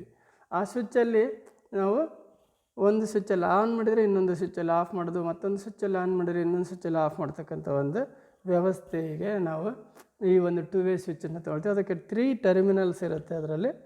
ಸೊ ಆ ಥರದ ಒಂದು ಸ್ವಿಚ್ ಕೂಡ ಇದ್ರೆ ಕಂಟ್ರೋಲಿಂಗ್ ಆಕ್ಸೆಸರೀಸಲ್ಲಿ ಬರ್ತಕ್ಕಂಥದ್ದು. ಇನ್ನು ಇಂಟರ್ಮೀಡಿಯೇಟ್ ಸ್ವಿಚ್ ಅಂತ ಬರುತ್ತೆ. ಇದು ಬಂದು 4 terminal device. It is also capable of make and break the circuit from 3 or more place. Practically it is not used, cost is high. So ಇತ್ತೀಚಿನ ದಿನಗಳಲ್ಲಿ ಅದನ್ನು ಬಳಸುತ್ತಾ ಇಲ್ಲ. 2 2-ವೇ ಸ್ವಿಚ್ಗಳನ್ನು ಒಂದು ಇಂಟರ್ಮೀಡಿಯೇಟ್ ಸ್ವಿಚ್ಚಾಗಿ ನಾವು ಮಾಡಬಹುದು. ಹಾಗಾಗಿ ನಾವಿಲ್ಲಿ ಈ ಇಂಟರ್ಮೀಡಿಯೇಟ್ ಸ್ವಿಚ್ಗಳಿಗೆ ನಮಗೆ ಅವೈಲಬಿಲಿಟಿ ಕಾಣ್ತಾ ಇಲ್ಲ. ಸೊ ಬಳಕೆಯಲ್ಲೂ ಕೂಡ ಕಡಿಮೆ ಆಗಿದೆ ಅಂತ ಹೇಳ್ಬೋದು. ಇನ್ನು ಬೆಲ್ ಪುಷ್ ಅಥವಾ ಪುಷ್ ಬಟನ್, ನಿಮ್ಮ ಕಾಲಿಂಗ್ ಬೆಲ್ಲನ್ನು ಪ್ರೆಸ್ ಮಾಡೋದಕ್ಕೆ ಬಳಸ್ತಿರಲ್ಲ ಆ ಥರದ್ದು. So 2 terminal device having A spring loaded button. ಇದರಲ್ಲಿ ಸ್ಪ್ರಿಂಗ್ ಲೋಡಿಂಗ್ ಇರೋದ್ರಿಂದ ನೀವು ಒಂದು ಪುಷ್ ಮಾಡಿದಾಗ ಮಾತ್ರ ಪುಷ್ ಆಗುತ್ತೆ. ಅಗೇನ್ ನೀವು ಕೈಯನ್ನು ರಿಲೀಸ್ ಮಾಡಿದರೆ ಅಂದರೆ ಅಗೇನ್ ರಿಲೀಸ್ ಆಗುತ್ತೆ. ಅಂದರೆ ಒನ್ಸ್ ಪುಷ್ ಮಾಡಿದಾಗ ಕಾಂಟ್ಯಾಕ್ಟ್ ಮೇಕ್ ಆಗುತ್ತೆ. ನೀವು ಕೈ ರಿಲೀಸ್ ಮಾಡಿದ ತಕ್ಷಣ ಮತ್ತು as it is open circuit ಆಗುತ್ತೆ. ಆ ಥರದ ಒಂದು ಸ್ವಿಚ್ಗಳವು. ಸೊ ಅದನ್ನು ನಾವಿಲ್ಲಿ when pushed it make the contact temporarily, ಆ ಜಸ್ಟ್ ಒಂದು ಟೆಂಪ್ರವರಿ ಟೈಮ್. ಈಗ ಕಾಲಿಂಗ್ ಬೆಲ್ಲನ್ನು ನಾವು ಜಸ್ಟ್ ಒತ್ತೀವಿ ಬಿಡ್ತೀವಿ ಅಷ್ಟೇ. ಕಂಟಿನ್ಯೂ ಒತ್ತಿಡಿದ್ರೆ ಕಾಲಿಂಗ್ ಬೆಲ್ ಹಾಳಾಗುತ್ತೆ ಅಥವಾ ಇರಿಟೇಷನ್ ಆಗುತ್ತೆ ಅಂತ ಹೇಳ್ತೀವಿ. ಸೊ ಇದು ಈ ರೀತಿಯಾಗಿರ್ತಕ್ಕಂಥ ಒಂದು ಬೆಲ್ ಪುಷ್ ಬಟನ್ ಅಂತ ಹೇಳ್ತೀವಿ. Next pendant or ceiling switch ಅಂತ ಹೇಳ್ತೀವಿ. ನೀವು ಇದನ್ನು ಬೆಡ್ ಸ್ವಿಚ್ ಅಂತ ಕೂಡ ಹೇಳ್ಬೋದು. ಈ ಬೆಡ್ ಸ್ವಿಚ್ ಅಂತ ಹೇಳ್ತೀರಿ. So it is also 2 terminal SP switch mounted on ceiling or hung. ಇದನ್ನು ನೇತಾಡೋ ಥರ ಬಿಡೋದು. ಸೊ ಹಂಗೆ ಮಾಡ್ತೀವಿ, ಸೀಲಿಂಗಲ್ಲಿ ಹಾಕಿ ನೇತಾಡೋ ಥರ ಮಾಡ್ತೀವಿ. It is used in bedroom as bed switch ಅಂತ, ಸಾಮಾನ್ಯವಾಗಿ ಬೆಡ್ ಸ್ವಿಚ್ ಅಂತಲೂ ಕೂಡ ಇದಕ್ಕೆ ನಾವು ಹೇಳ್ತೀವಿ. ಇಲ್ಲಿ ಈ ಬೆಡ್ ಸ್ವಿಚ್ಚನ್ನು ನೀವು ಆಲ್ಮೋಸ್ಟ್ ಮೊದಲೆಲ್ಲ ಹಳ್ಳಿಗಳಲ್ಲಿ ಮನೆಯಲ್ಲಿ ತುಂಬ ಬಳಸ್ತಾ ಇದ್ವಿ. ಇನ್ನು toggle switch or grid switch ಅಂತ ಹೇಳ್ತೀವಿ. ಸಾಮಾನ್ಯವಾಗಿ ಪೋರ್ಟಬಲ್ ಟೈಪ್ SP ಸ್ವಿಚ್ ಅಂತ ಹೇಳ್ತೀವಿ. Portable type of SP switch used in portable machines like hand drill etcetera. ಸಾಮಾನ್ಯವಾಗಿ ಐರನ್, ಈ ಪೆನಲ್ ಬೋರ್ಡ್ಗಳಲ್ಲಿ, ಎಮರ್ಜೆನ್ಸಿ ಲೈಟ್ ಯೂನಿಟಲ್ಲಿ, ಬ್ಯಾಟ್ರಿ ಚಾರ್ಜರ್ಗಳಲ್ಲಿ, ಈ ಥರ ಒಂದು ಪೆನಲ್ಗಳಲ್ಲಿ ಈ ಟಾಗಲ್ ಸ್ವಿಚ್ಚನ್ನು ನಾವು ಬಳಸೋದನ್ನು ನೋಡಬಹುದು. So it is also make and break the electric circuits ಅಂತ ಹೇಳ್ತೀವಿ. ಇನ್ನು DP switch, double pole switch, ಎಲ್ಲರ ಮನೆಯಲ್ಲಿ ಆಲ್ಮೋಸ್ಟ್ ಅಲ್ಲಿ ಇರ್ತಾಯಿದ್ವು. ಈಗ ಆ ಜಾಗದಲ್ಲಿ MCB ಬಂದಿದೆ ಅಂತಲೇ ಹೇಳ್ಬೋದು. ಸೊ ಈಗಲೂ ಕೂಡ ಕೆಲವು ಸಂದರ್ಭದಲ್ಲಿ ಬಳಸ್ತಾರೆ, ಇಂಡಸ್ಟ್ರಿಯಲ್ಲಿ ಅಂತೂ ಖಂಡಿತ ಬಳಸ್ತಾರೆ. 2 pole switch being mechanically coupled together with fuse used as a main switch to control branch circuits ಅಂತ ಹೇಳ್ತೀವಿ. ಈ ಡಿ ಪಿ ಸ್ವಿಚ್ಚಲ್ಲಿ ಏನಪ್ಪ ಅಂತ ಹೇಳಿದ್ರೆ ಕನೆಕ್ಷನ್ ಮೇಕ್ ಆ್ಯಂಡ್ ಬ್ರೇಕ್ ಮಾಡೋದ್ರ ಜೊತೆಯಲ್ಲೇ ಅದರೊಳಗಡೆಗೆ ಈ ಫ್ಯೂಸ್ಗಳನ್ನು ಕೂಡ ಇರ್ತದೆ. ಅದ್ರ ಜೊತೆಯಲ್ಲೇ ಆ ಥರದ ಒಂದು ಬಾಕ್ಸ್ ಇದೆ, ಡಿ ಪಿ ಸ್ವಿಚ್ ಬಾಕ್ಸ್ ಅಂತ ಹೇಳ್ತೀವಿ. ಅದರಲ್ಲಿ ಮೇಕ್ ಆ್ಯಂಡ್ ಬ್ರೇಕ್ ಜೊತೆಯಲ್ಲಿ ಫ್ಯೂಸ್ ಕೂಡ ಇರುತ್ತೆ. ಆ ಥರದ ಸ್ವಿಚ್ಗಳನ್ನು ನಾವಿಲ್ಲಿ ನೋಡ್ಬೋದು. ಸೊ ಅದು ಕೂಡ ಇಲ್ಲಿ ಕಂಟ್ರೋಲಿಂಗ್ ಆಕ್ಸೆಸರೀಸ್ನಲ್ಲಿ ಬರ್ತಕ್ಕಂಥದ್ದು. ಇನ್ನು ಡಿ ಪಿ ಐ ಸಿ ಅಥವಾ I C D P switch ಅಂತ ಹೇಳ್ತೀವಿ, ಡಬಲ್ ಪೋಲ್ ಐರನ್ ಕ್ಲ್ಯಾಡ್. ಸೊ ಇದು ಕೂಡ ಇಂಡಸ್ಟ್ರಿಯಲ್ಲಿ ಯೂಸ್ ಮಾಡ್ತಕ್ಕಂಥದ್ದು ಹೆಚ್ಚಾಗಿ. ಮೊದಲೆಲ್ಲ ಮನೆಗಳಲ್ಲಿ ಕಂಟ್ರೋಲಿಂಗ್ ಬಳಸ್ತಾಯಿದ್ರು, ಈಗ ಇತ್ತೀಚೆಗೆ ಅದನ್ನು ಬಳಸುವಂಥದ್ದು ಕಡಿಮೆ ಆಗಿದೆ. So 2 pole switch with control phase and neutral. So simultaneously ಇದರಲ್ಲಿ ಫೇಸ್ ಮತ್ತು ನ್ಯೂಟ್ರಲ್ ಎರಡನ್ನೂ ಕಂಟ್ರೋಲ್ ಮಾಡ್ತೀವಿ. ಆ ಥರದ ಒಂದು ಐರನ್ ಕ್ಲ್ಯಾಡ್ ಸ್ವಿಚ್ ಅಂತ ಹೇಳ್ತೀವಿ, iron clad double pole switch ಅಂತ. Whole supply of home ratings 15 amps to 200 amps ವರೆಗೂ. 15 amps ಇಂದ 200 amps ಒಂದು ಬ್ರಾಂಚನ್ನು ಕಂಟ್ರೋಲ್ ಮಾಡೋದಕ್ಕೆ ಈ ಥರದ ಸ್ವಿಚ್ಗಳನ್ನು ಬಳಸ್ತಾ ಇರ್ತೀವಿ. ಈಗ ಇತ್ತೀಚೆಗೆ ಆ ಜಾಗದಲ್ಲಿ ಕೂಡ ಒಂದು MCBಗಳು ಬಂದು ಕೂತಿದೆ ಅಂತ ಹೇಳ್ಬೋದು. ಇನ್ನು ಟಿ ಪಿ ಐ ಸಿ ಅಂತ ಹೇಳ್ತೀವಿ. So T P I C ಅಂತೇಳಿ triple pole iron clad switch. So ಇದು D P I C single ಫೇಸಲ್ಲಿ ಬಳಸೋದಾದರೆ ಈ ಟಿ ಪಿ ಐ ಸಿ 3 ಫೇಸಲ್ಲಿ ಬಳಸ್ತಕ್ಕಂಥದ್ದು ಬರ್ತದೆ. So 3 pole switch it control 3 phase power supply and consists 3 fuse carriers and a neutral link inside it need not earthed. So ಇಲ್ಲೇನಾಗಿದೆ, ಇದರಲ್ಲಿ 3 phases ಫ್ಯೂಸ್ಗಳು ಇರ್ತವೆ. ಇದರಲ್ಲಿ 3 phase ಸಪ್ಲೈನನ್ನು ಕಂಟ್ರೋಲ್ ಮಾಡ್ತಕ್ಕಂಥದ್ದು, ಸ್ವಿಚ್ಚಿಂಗ್ ಮಾಡ್ತಕ್ಕಂಥದ್ದು.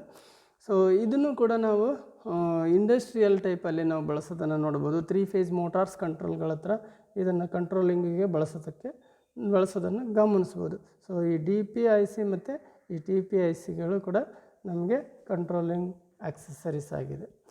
ಸೊ ಇಲ್ಲಿ ಸಾಮಾನ್ಯವಾಗಿ specification, these are all controlling ಆಕ್ಸೆಸರೀಸನ್ನು ನಾವು ಸ್ಪೆಸಿಫಿಕೇಷನ್ ಅಂತ ಐಡೆಂಟಿಫೈ ಮಾಡೋದಾದರೆ ಅದರಲ್ಲಿ ಮೊದಲನೇದಾಗಿ ನಾವೇನು ತೊಗೊಳ್ತೀವಿ, ಕರೆಂಟ್ ರೇಟಿಂಗ್, ಎರಡನೇದಾಗಿ ವೋಲ್ಟೇಜ್ ರೇಟಿಂಗ್, ಮೂರನೇದಾಗಿ ಟೈಪ್ ಆಫ್ ಎನ್ಕ್ಲೋಸ್ ಅಂತ ಹೇಳ್ತೀವಿ. ಕರೆಂಟ್ ರೇಟಿಂಗ್ ಏನಿದೆ, ವೋಲ್ಟೇಜ್ ರೇಟಿಂಗ್ ಏನಿರಬೇಕು, ಟೈಪ್ ಆಫ್ ಎನ್ಕ್ಲೋಸ್ ಅದು ಸರ್ಫೇಸ್ ಮೌಂಟಿಂಗ ಅಥವಾ ಫ್ಲಶ್ ಮೌಂಟಿಂಗ, ಈ ರೀತಿಯಾಗಿ ನಾವು ಅದನ್ನು ಎನ್ಕ್ಲೋಸ್ ಟೈಪ್ ಯಾವ ರೀತಿ ಎನ್ಕ್ಲೋಸಿಂಗ್ ಮಾಡ್ತೀವಿ ಅದನ್ನು ಅನ್ನೋದ್ರ ಮೇಲೆ ನಾವು ಸ್ಪೆಸಿಫೈಡ್ ಮಾಡ್ತೀವಿ. ಸೊ ಈ ಸ್ಪೆಸಿಫಿಕೇಷನ್ ಹೇಳಿ ನಾವು ಅದನ್ನು ಮಾರ್ಕೆಟ್ನಿಂದ ಖರೀದಿ ಮಾಡಬೇಕಾಗತ್ತೆ. ಇನ್ನು ಎರಡನೇದಾಗಿ ಹೋಲ್ಡಿಂಗ್ ಆಕ್ಸೆಸರೀಸ್. ಈಗ ಆಲ್ರೆಡಿ ನಾನು ನಿಮ್ಗೆ ಹೇಳಿದೆ all types of holders, all types of lamp holders.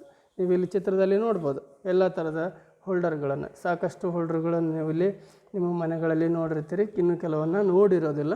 So ಆ ಥರದ್ದು ಎಲ್ಲ ಥರದ ಹೋಲ್ಡರ್ಗಳು ಇಲ್ಲಿದ್ದಾವೆ. ಅದರಲ್ಲಿ bayonet cap type holder, bipin type holder, ಹಾಗೆ ಸ್ಕ್ರೀವ್ ಟೈಪ್ ಹೋಲ್ಡರ್ ಅಂಥೇಳಿ ಇಲ್ಲಿ 3 ಥರದ ಹೋಲ್ಡರ್ಗಳನ್ನು ನಾವಿಲ್ಲಿ ಗಮನಿಸ್ಬೋದು. ಈ ಹೋಲ್ಡರ್ಗಳು ಹೇಗಿರುತ್ತೆ, ಮೊದಲನೇದಾಗಿ ಬಯೋನೆಟ್ ಕ್ಯಾಪ್ ಟೈಪ್ ಹೋಲ್ಡರ್ಸ್ ಇಲ್ಲಿ ನಮ್ಮ ಕಣ್ಣು ಮುಂದೆ ಕಾಣ್ತಾ ಇದೆ. As per BIS 732 COS 5.8 all incandescent lamps up to 200 watt hung at a height of 2.5 meter above the ground shall be provided bayonet cap type holders. It has a various types ಅಂತ ಹೇಳ್ತೀವಿ. ಈ ಬಯೋನೆಟ್ cap types ಹೋಲ್ಡರ್ಸ್ಗಳನ್ನು ಬಳಸ್ಕೊಂಡು ನಾವೇನು ಮಾಡ್ತೀವಿ, ಸೀಲಿಂಗಲ್ಲಿ ಅಥವಾ ವಾಲ್ಗಳಲ್ಲಿ ನಾವು ಇದನ್ನೇನು ಮಾಡ್ತೀವಿ, ಲ್ಯಾಂಪ್ಗಳನ್ನು, ಇನ್ಕ್ಯಾಂಡಿಸೆಂಟ್ ಲ್ಯಾಂಪ್ಗಳನ್ನು ಹ್ಯಾಂಗ್ ಮಾಡಲಿಕ್ಕೆ, ನಾವು ಈ ಒಂದು ಹೋಲ್ಡರ್ಗಳನ್ನು ಹೋಲ್ಡ್ ಮಾಡಲಿಕ್ಕೆ ಅಥವಾ ಹ್ಯಾಂಗ್ ಮಾಡಲಿಕ್ಕೆ ನಾವು ಇದನ್ನು ಬಳಸ್ಕೊತಾ ಇದ್ವಿ. ಸಾಮಾನ್ಯವಾಗಿ ಒಂದು ಲ್ಯಾಂಪ್ ಮೇಲ್ಗಡೆ ಎಷ್ಟು ಹೈಟಲ್ಲಿ ನೇತಾಡಬೇಕು, ಅದನ್ನು ಹ್ಯಾಂಗ್ ಮಾಡಬೇಕು ಅಂತ ಹೇಳಿದ್ರೆ as per bureau of Indian standards 732 ಹೇಳೋ ಪ್ರಕಾರ ನಾವಿಲ್ಲಿ minimum 2.5 metre above the ground level ಅಂತ ಹೇಳ್ತೀವಿ. 2.5 ಮೀಟ್ರ್ ಹೈಟಲ್ಲಿ ನಾವು ಇದನ್ನು ಹ್ಯಾಂಗ್ ಮಾಡಬೇಕಾಗತ್ತೆ, ಅದರೊಳಗಡೆ ಮಾಡಬಾರ್ದು ಅಂತೇಳ್ಬಿಟ್ಟು. ಹೇಗೆ ನಮಗೆ ರೂಲ್ಸ್ ಆ್ಯಂಡ್ ರೆಗ್ಯುಲೇಷನ್ಗಳು ಅಂತ ಇದ್ದಾವೆ ಲಾ ಆ್ಯಂಡ್ ಆರ್ಡರ್ಸಲ್ಲಿ, ಹಾಗೆಯೇ ಇಂಡಿಯನ್ ಎಲೆಕ್ಟ್ರಿಸಿಟಿ ರೂಲ್ಸ್ಗಳು ಕೂಡ ಅಷ್ಟೇ ಕಟ್ಟುನಿಟ್ಟಾಗಿ ಪಾಲಿಸ್ತಕ್ಕಂಥದ್ದು. ಯಾಕಂದರೆ ಕಣ್ಣಿಗೆ ಕಾಣದೇ ಇರತಕ್ಕಂಥ ಆಗಿರೋದ್ರಿಂದ ಹಜಾರ್ಡ್ಸ್ಗಳು, ಅಪಘಾತಗಳು ಜಾಸ್ತಿ. ಅವನ್ನೆಲ್ಲ ಕಂಟ್ರೋಲ್ ಮಾಡಬೇಕು ಅಂತ ಹೇಳಿದರೆ, ಅವನ್ನೆಲ್ಲ ಅವಾಯ್ಡ್ ಮಾಡಬೇಕು ಅಂತ ಹೇಳಿದರೆ ಇಲ್ಲಿ ಕೂಡ ನಾವು ಕೆಲವೊಂದು ರೂಲ್ಸ್ ಆ್ಯಂಡ್ ರೆಗ್ಯುಲೇಷನ್ಗಳನ್ನು ಕಡ್ಡಾಯವಾಗಿ ಫಾಲೋ ಮಾಡಲೇಬೇಕು. ಅದರಲ್ಲೂ ವೈರಿಂಗ್ ಮಾಡಬೇಕಾದ್ರೆ ಈ ಒಂದು ಇಂಡಿಯನ್ ಎಲೆಕ್ಟ್ರಿಸಿಟಿ ಬೋರ್ಡ್ ರೂಲ್ಸ್ಗಳು ಈ BIS ರೂಲ್ಸ್ಗಳನ್ನು ನಾವು ಕಂಪಲ್ಸರಿಯಾಗಿ ಫಾಲೋ ಮಾಡಲೇಬೇಕಾಗತ್ತೆ. ಸೊ ಇಲ್ಲಿ ನೀವು ಗಮನಿಸ್ಬೋದು, ಇಲ್ಲಿ ಒಂದು pendant holder. So pendant holder ಯಾವುದು ಅಂತ ನಿಮ್ಗೆ ಗೊತ್ತಿದೆ ಈಗ ಆಲ್ರೆಡಿ. ಇದನ್ನು ನಾವು ಪೆಂಡೆಂಟ್ ಹೋಲ್ಡರ್ ಅಂತ ಹೇಳ್ತೀವಿ. ಯೂಸ್ಡ್ ಇನ್ ಸೀಲಿಂಗ್ಗಳಲ್ಲಿ ಇದನ್ನು ಹೆಚ್ಚಾಗಿ ಬಳಸ್ತೀವಿ. ಹಾಗೆ ಟೆಂಪ್ರವರಿ ಎಲ್ಲಾವುದೋ ಒಂದು ಲ್ಯಾಂಪನ್ನು ಹಾಕ್ಕೊಳ್ಳೋದಿದ್ದ ಅಂಥ ಸಂದರ್ಭದಲ್ಲಿ ಈ ಪೆಂಡೆಂಟ್ ಹೋಲ್ಡರ್ಗಳನ್ನು ಬಳಸ್ಕೊತೀವಿ. ಇನ್ನು ಬ್ಯಾಟನ್ ಹೋಲ್ಡರ್ ಅಂತ ಹೇಳ್ತೀವಿ. ಇದರಲ್ಲಿ ಬ್ಯಾಟನ್ ಹೋಲ್ಡರ್ ಅಂತ ಹೇಳಿದರೆ, ಸೊ ಏನಿದಿಲ್ಲದಲ್ಲ ಇದನ್ನು ನಾವು ಬ್ಯಾಟನ್ ಹೋಲ್ಡರ್ ಅಂತ ಹೇಳ್ತೀವಿ. ಈ ಬ್ಯಾಟನ್ ಹೋಲ್ಡರ್ನ ಪ್ರೊಜೆಕ್ಷನ್ ಅಂತ ಹೇಳ್ತೀವಿ. ಎಲ್ಲಿ ನಾವು ಪ್ರೊಜೆಕ್ಷನ್ ಮಾಡ್ತೀವಿ, ಅದು flat surface heater and projection ಅಂತ. ಫ್ಲ್ಯಾಟ್ ಸರ್ಫೇಸ್ ಇರುವಂಥ ಜಾಗದಲ್ಲಿ ಈ ಥರದ ಒಂದು ಬ್ಯಾಟನ್ ಹೋಲ್ಡರ್ನ ಬಳಸ್ಬೇಕಾಗುತ್ತೆ. ಇನ್ನು ಆ್ಯಂಗಲ್ ಹೋಲ್ಡರ್ ಅಂತ ಹೇಳಿದ್ರೆ ನೋಡಿ, advertising board, window display, kitchen ಹೀಗೆ ಹೇಳ್ತೀವಿ. ಅಂದರೆ ಸಾಮಾನ್ಯವಾಗಿ ಸೀಲಿಂಗಲ್ಲಿ ಫಿಕ್ಸ್ ಮಾಡೋದಾದರೆ ನಾವು ಬ್ಯಾಟನ್ ಹೋಲ್ಡರ್ನ ಬಳಸ್ತೀವಿ. ಅದೇ ವಾಲಲ್ಲಿ ಫಿಕ್ಸ್ ಮಾಡೋದಾದರೆ ಆನ್ ದಿ ವಾಲ್ ಫಿಕ್ಸ್ ಮಾಡೋದಾದರೆ ಆ್ಯಂಗಲ್ ಹೋಲ್ಡರ್ನ ಬಳಸ್ಕೊಳ್ತೀವಿ. ಸೊ ಇಲ್ಲಿ ಅಡ್ವರ್ಟೈಸಿಂಗ್ ಬೋರ್ಡ್ ಅಂತ ಹೇಳ್ತಾರೆ. ಈಗ ಒಂದು ಬೋರ್ಡ್ ಇದೆ ಡಿಸ್ಪ್ಲೇ, ಆ ಬೋರ್ಡ್ ಮೇಲೆ ಬೆಳಕು ಬೀಳಬೇಕು ಅಂತ ಹೇಳಿದ್ರೆ ನಾವೇನು ಮಾಡ್ತೀವಿ, ಒಂದು ಆ್ಯಂಗಲ್ ಹೋಲ್ಡರನ್ನು ಫಿಕ್ಸ್ ಮಾಡಿದರೆ ಆ ಬೋರ್ಡಿನ ಮೇಲೆ ಬೆಳಕು ಬರ್ತದೆ, ಡಿಸ್ಪ್ಲೇ ಆಗುತ್ತೆ ಅಂತ ಹೇಳ್ತೀವಿ. ಹಾಗೆ ಒಂದು ಬ್ರಾಕೆಟ್ ಹೋಲ್ಡರ್ ಅಂತ ಹೇಳಿ ಬರುತ್ತೆ. ಇಲ್ಲಿ front and rear side of the ಹೌಸಲ್ಲಿ ನಾವು ಈ ರೀತಿಯ ಬ್ರಾಕೆಟ್ ಹೋಲ್ಡರ್ಸ್ಗಳನ್ನು ಬಳಸ್ತೀವಿ ಅಂತ ಹೇಳ್ತೀವಿ. So these are all holding ಅಕ್ಸೆಸರೀಸಲ್ಲಿ. ಸೊ ಈ ಹೋಲ್ಡಿಂಗ್ ಅಕ್ಸೆಸರೀಸಲ್ಲಿ ಕೆಲವೊಂದು ಬ್ರಾಸ್ ಹೋಲ್ಡರ್ಸ್ಗಳು ಬರ್ತವೆ. ಬ್ರಾಸ್ ಬ್ಯಾಟನ್ ಹೋಲ್ಡರ್ ಇರ್ಬೋದು ಅಥವಾ ಬ್ರಾಸ್ ಪೆಂಡೆಂಟ್ ಹೋಲ್ಡರ್ ಇರ್ಬೋದು. ಸೊ ಈ ಥರದ ಹೋಲ್ಡರ್ಗಳನ್ನು ಕೂಡ ನಾವಿಲ್ಲಿ ಗಮನಿಸ್ಬೋದು. ಇವು ಕೂಡ ಈಗ ಇತ್ತೀಚಿನ ದಿನಗಳಲ್ಲಿ ಕಡಿಮೆ ಆಗಿದೆ, ಬಟ್ ಮೊದಲೆಲ್ಲ ಇದನ್ನು ಅತಿ ಹೆಚ್ಚು ಬಳಸ್ತಾಯಿದ್ರು. ಇನ್ನು ಹೋಲ್ಡಿಂಗ್ ಅಕ್ಸೆಸರೀಸಲ್ಲಿ ಬಯೋಪಿನ್ ಟೈಪ್ ಹೋಲ್ಡರ್ ಅನ್ನೋದು ಇಲ್ಲಿ ನಿಮಗೆ ಆಲ್ರೆಡಿ ಗೊತ್ತಿದೆ. Used for the tube light fittings. Tube light side holder ಅಂತ ಏನು ಹೇಳ್ತೇವಲ್ಲ, ಅದು ಟ್ಯೂಬ್ಲೈಟ್ ಸೈಡ್ ಹೋಲ್ಡರನ್ನು ನಾವಿಲ್ಲಿ ಬೈಪಿನ್ ಟೈಪ್ ಹೋಲ್ಡರ್. ಬೈ ಅಂದರೆ ಎಷ್ಟು, 2 ಅಂತ ಅರ್ಥ ಕೊಡುತ್ತೆ. ಸೊ 2 ಪಿನ್ಗಳು ಇರ್ತಕ್ಕಂಥ ಹೋಲ್ಡರು. ಅದರಲ್ಲಿ ಈ ಒಂದು ಟ್ಯೂಬ್ಲೈಟ್ಗಳನ್ನು ನಾವು ಫಿಕ್ಸ್ ಮಾಡೋದಕ್ಕೆ, ಫಿಟ್ಟಿಂಗ್ ಮಾಡೋದಕ್ಕೆ ಬಳಸ್ತಕ್ಕಂಥ ಹೋಲ್ಡರ್ಸ್ಗಳಿವು. ಸೊ ಇದು ಕೂಡ ನಮಗಿಲ್ಲಿ ಹೋಲ್ಡಿಂಗ್ ಅಕ್ಸೆಸರೀಸಲ್ಲಿ ಬರ್ತದೆ. ಅದು ಬಿಟ್ಟರೆ Edison type holder, Edison screw type holder ಅಂತ. ಸೊ ಸಾಮಾನ್ಯವಾಗಿ ಕೆಲವೊಂದು ಬರ್ತವೆ. Holder has provided with the inner screw threads and lamp is fitting by the screwing. ಲ್ಯಾಂಪನ್ನು ಸ್ಕ್ರೂ ಥರ ತಿರುಗಿಸ್ತಾ ಅದರಲ್ಲಿ ಆ ಹೋಲ್ಡ್ರಲ್ಲಿ ಫಿಕ್ಸ್ ಮಾಡ್ತಕ್ಕಂಥದ್ದು. ಸೊ ಒಂದು ಹೋಲ್ಡರ್ ಬರ್ತದೆ. It has the centre connected live wire and screw cap to neutral. So ಅದರಲ್ಲಿ ಒಂದು ಸೆಂಟರ್ ಪಾಯಿಂಟ್ಗೆ ಹೋಗಿ ಲೈವ್ ಫೇಸ್ ವೈರ್ ಟಚ್ ಆಗೋ ರೀತಿಯಲ್ಲಿ, ಹಾಗೆ ಆ ಒಂದು ಸ್ಕ್ರೂ ಕ್ಯಾಪ್ ಏನಿದೆ ಅದನ್ನೇ ನ್ಯೂಟ್ರಲ್ ಆಗಿ ಇಲ್ಲಿ ಬಳಸ್ಕೊಳ್ಳಾಗ್ತದೆ. It is for 200 to 300 watt lamps. ಈ ಎಡ್ಸನ್ ಸ್ಕ್ರೂ ಟೈಪ್ ಹೋಲ್ಡರ್ ಏನಂತ ಹೇಳ್ತೀವಿ, ಇದನ್ನು ನಾವಲ್ಲಿ ಸಾಮಾನ್ಯವಾಗಿ 200-300 ವ್ಯಾಟ್ ಲ್ಯಾಂಪ್ಗಳನ್ನು ಹಾಕೋದಕ್ಕೆ ಈ ಥರದ ಹೋಲ್ಡರ್ನ ನಾವಿಲ್ಲಿ ಬಳಸ್ಕೊಳ್ತೀವಿ ಅಂತ.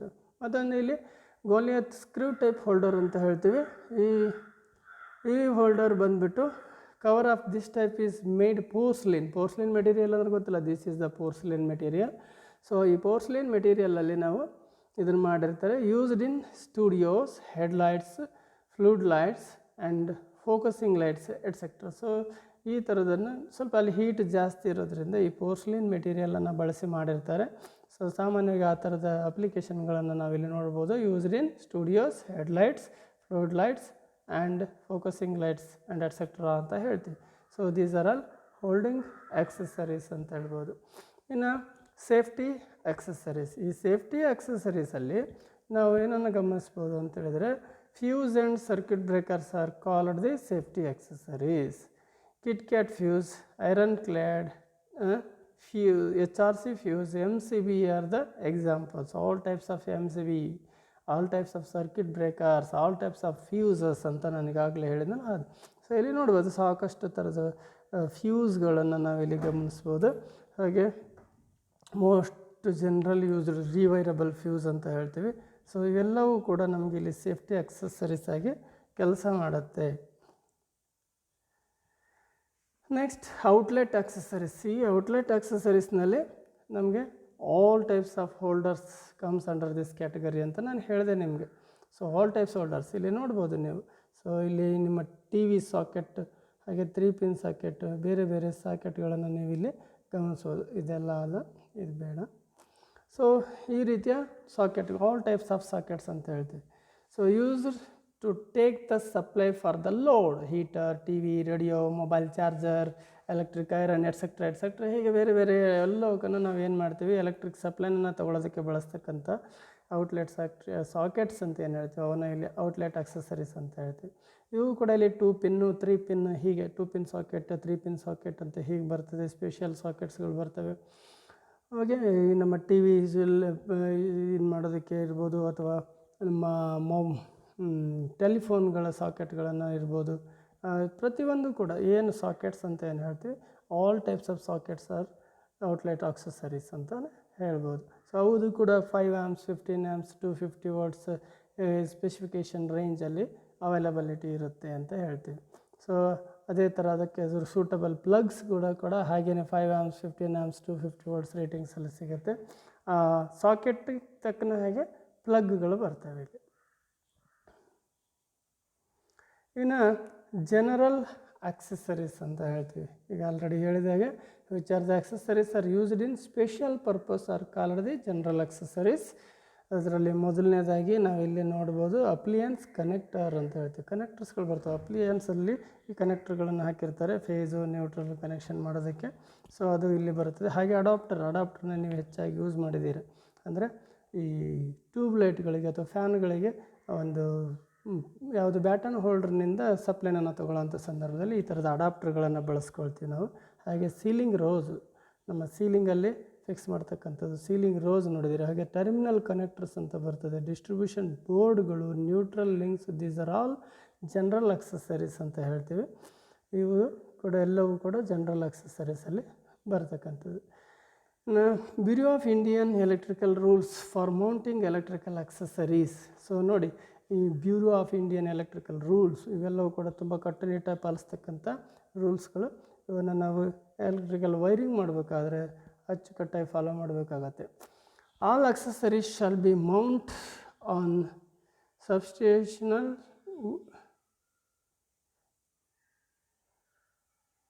substantial wooden blocks having a depth of not less than 4 centimeter.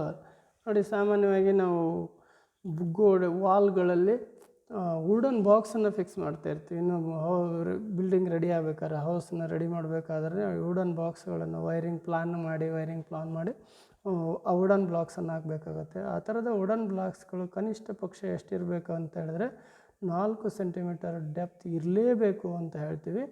Wear wooden boards used to mounting switch and regulators shall be varnished with pure shellac on all sides ಅಂತ ಹೇಳ್ತೀವಿ. ನೋಡಿ ಇದು.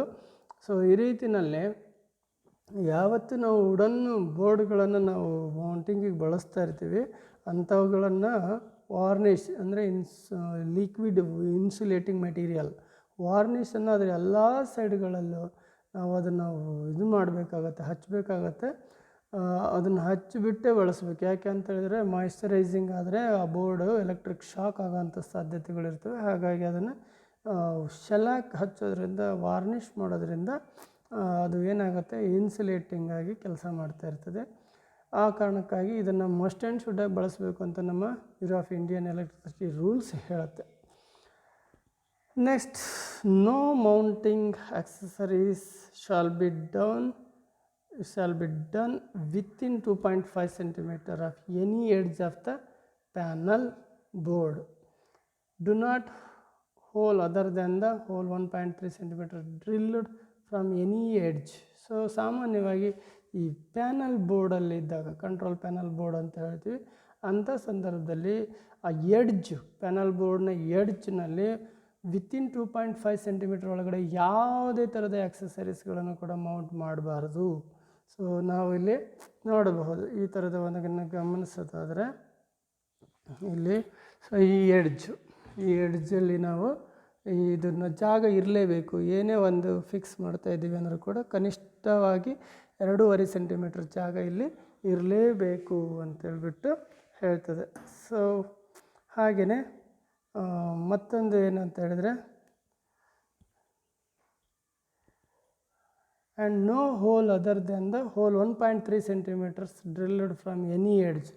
ಹಾಗೆ ಆ ಎಡ್ಜ್ನಲ್ಲಿ 1.3 ಸೆಂಟಿಮೀಟ್ರ್ನ ಒಳಗಡೆ ಯಾವುದೇ ಥರದ ಹೋಲ್ಗಳನ್ನು ಕೂಡ ಡ್ರಿಲ್ ಹೋಲ್ಗಳನ್ನು ಕೂಡ ಹಾಕಬಾರ್ದು ಅಂತ ಹೇಳ್ತೀವಿ. Then next one, a switch board shall not be fixed with its bottom within 1.25 above the floor rules. The switchboard is enclosed in a box with locking arrangements. ಅಂದ್ರೆ ಅರ್ಥ, ಸೊ ಸಾಮಾನ್ಯವಾಗಿ switch ಬೋರ್ಡ್ಗಳನ್ನು ನಾವು ವಾಲಲ್ಲಿ ಕನಿಷ್ಠ ಪಕ್ಷ 1.25 metre above the ground ಲೆವೆಲಲ್ಲಿ ನಾವು ಅದನ್ನು ಫಿಕ್ಸ್ ಮಾಡಬೇಕು. ಒಂದು ವೇಳೆ ನಮಗೆ ಅದಕ್ಕಿಂತ ಕೆಳಗಡೆ ಫಿಕ್ಸ್ ಮಾಡೋ ಅಂಥ ಸಿಚುವೇಶನ್ ಇದೆಯಪ್ಪ, ಮಾಡಲೇಬೇಕು ಅಂತ ಅಂದರೆ ಅಂಥ ಸಂದರ್ಭದಲ್ಲಿ ಅದನ್ನು ಏನು ಮಾಡಬೇಕಾಗತ್ತೆ ಅಂತ ಹೇಳಿ, the board should B enclosed in a locking arrangements.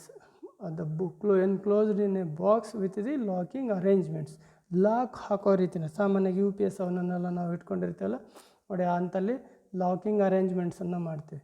So switch ಬೋರ್ಡ್ಗಳನ್ನು 1.25 metre above the ground level or floor level ಅಂತ ಏನು ಹೇಳ್ತೀವಿ ಅಷ್ಟು ಮಾಡಲೇಬೇಕು ರೂಲ್ಸ್ ಪ್ರಕಾರ. ಹಾಗಂದು ವೇಳೆ ಅದಕ್ಕಿಂತ ಕೆಳಗೆ ಮಾಡೋದಾದರೆ ಕಂಪಲ್ಸರಿ ಲಾಕಿಂಗ್ ಅರೇಂಜ್ಮೆಂಟ್ಸನ್ನು ಪ್ರೊವೈಡ್ ಮಾಡಬೇಕು ಅಂತ ನಮ್ಮ bureau of Indian electricity rules ಹೇಳುತ್ತೆ. ಹಾಗೆ ಇಫ್ ಸ್ವಿಚ್ ಬೋರ್ಡ್ ಈಸ್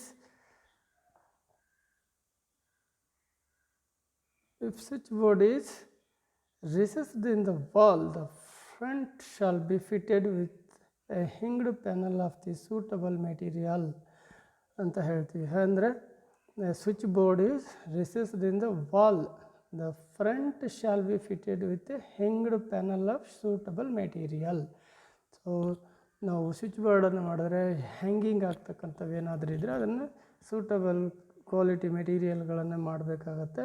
ಹಾಗೆ switch board shall be erected above gas stove or sinks or within 2.5 meter distance any washing unit in the washing room. So ಸಾಮಾನ್ಯವಾಗಿ washing room, bathroom, kitchen ರೂಮ್ಗಳಲ್ಲಿ ನಾವು sink, hand washing sink, so ಇವೆಲ್ಲ ಇದ್ದ ಹತ್ರ ನಾವು ಸಾಕೆಟ್ಗಳನ್ನು ಸ್ವಿಚ್ಗಳನ್ನು 2.5 metre ಡಿಸ್ಟೆನ್ಸಲ್ಲೇ ನಾವು ಇದು ಮಾಡಬೇಕಾಗತ್ತೆ. ಅದರ ತುಂಬ ಹತ್ತಿರದಲ್ಲಿ ನಾವು ಅದನ್ನು ಫಿಕ್ಸ್ ಮಾಡೋ ಹಾಗಿಲ್ಲ ಅಂತ ಕೂಡ ಹೇಳ್ತೀವಿ.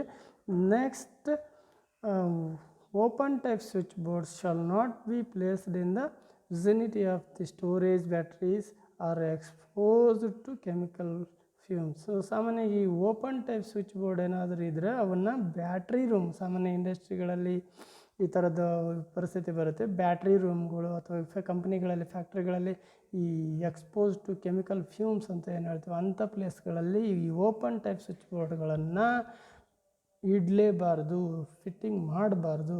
ಆ ಥರದ ರೂಮ್ಗಳಿದ್ದರೆ ಅದರ ಕಂಟ್ರೋಲಿಂಗ್ ಸ್ವಿಚ್ಗಳನ್ನು ಆ ರೂಮಿನ ಹೊರಭಾಗದಲ್ಲೇ ಫಿಕ್ಸ್ ಮಾಡ್ಕೋಬೇಕಾಗತ್ತೆ. ಒಳಗಡೆ ಯಾವುದೇ ಥರದ ಓಪನ್ ಟೈಪ್ ಸ್ವಿಚ್ ಬೋರ್ಡ್ ಸಾಕೆಟ್ಸ್ಗಳನ್ನು ಫಿಕ್ಸ್ ಮಾಡೋ ಹಾಗಿಲ್ಲ, ಪ್ರೊವೈಡ್ ಮಾಡೋ ಹಾಗಿಲ್ಲ.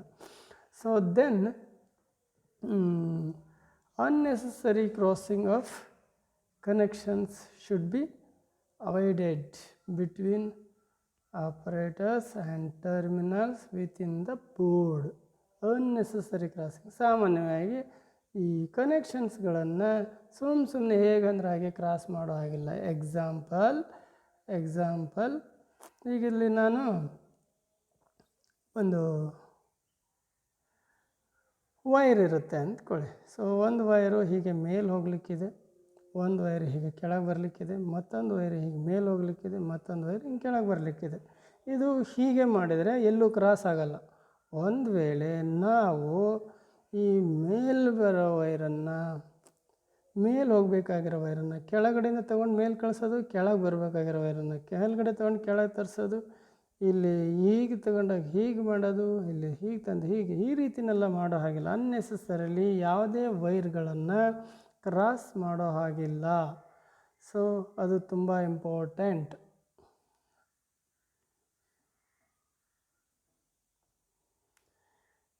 Next, specification of commercially available board, block or mounting accessories ಅಂತ ಹೇಳ್ತೀವಿ. ಸೊ ಈ ಕಮರ್ಷಿಯಲಿ ಸಿಗ್ತಕ್ಕಂಥದ್ದಲ್ಲಿ ಸೈಜ್ ಆಫ್ ದ ಬೋರ್ಡ್, ಸಾಮಾನ್ಯವಾಗಿ ನಾವು ಬೋರ್ಡ್ ವೈರಿಂಗ್ ಮಾಡಬೇಕಪ್ಪ ಅಂತ ಹೇಳಿದರೆ ಅಲ್ಲಿ ವುಡನ್ ಬೋರ್ಡ್ಗಳು ನಮಗೆ ತರಬೇಕಾಗತ್ತೆ. ಸೊ ಇತ್ತೀಚಿನ ದಿನಗಳಲ್ಲಿ ಮೆಟಲ್ ಬೋರ್ಡ್ಗಳು, PVC ಬೋರ್ಡ್ಗಳನ್ನ ಹೆಚ್ಚಾಗಿ ಬಳಸ್ತಾ ಇದ್ದಾರೆ. ಸೊ ಇಲ್ಲಿ ನಾವು ಬೋರ್ಡ್ಗಳನ್ನು ಸೈಜ್, ಈಗ ಅದರ 3 ಡೈಮೆನ್ಷನ್ ಬರುತ್ತೆ ಬೋರ್ಡ್ಗಳಲ್ಲಿ, ಉದ್ದ, ಅಗಲ ಮತ್ತು depth. So size of the board ನಾವಲ್ಲಿ ಏನು ಸೈಜ್ ಇರಬೇಕು, ಅದು ಮಿನಿಮಮ್ 4 ಸೆಂಟಿಮೀಟರ್ ಡೆಪ್ತ್ ಇರಲೇಬೇಕು ಅಂತ ನಾವು ಹೇಳಿದ್ದೇವೆ ಈಗ ಆಲ್ರೆಡಿ. ಹಾಗೆಯೇ 4x4, 4x6, 4x8, 4x10, 4x12 ಹೀಗೆ ಡಿಫ್ರೆಂಟ್ ಸೈಜಸ್ಗಳಲ್ಲಿ ಈ ಬೋರ್ಡ್ಗಳು ಸಿಗ್ತದೆ. ಹಾಗೆ ಸಿಸ್ಟಮ್ ಆಫ್ ವೈರಿಂಗ್, ಯಾವ ಥರದ ವೈರಿಂಗ್ ಅನ್ನೋದು ಇಂಪಾರ್ಟೆಂಟ್ ಇಲ್ಲಿ. ಸೊ ಎಲ್ಲಿ ಮಾಡ್ತಾಯಿದ್ದೀವಿ, ಯಾವ ಥರದ ವೈರಿಂಗ್ ಮಾಡ್ತೀವಿ ಅನ್ನೋದ್ರ ಮೇಲೆ ಈ ಆಕ್ಸೆಸರೀಸ್ಗಳನ್ನು ನಾವಿಲ್ಲಿ ಚೂಸ್ ಮಾಡೋಕ್ಕಾಗತ್ತೆ. Next place of wiring.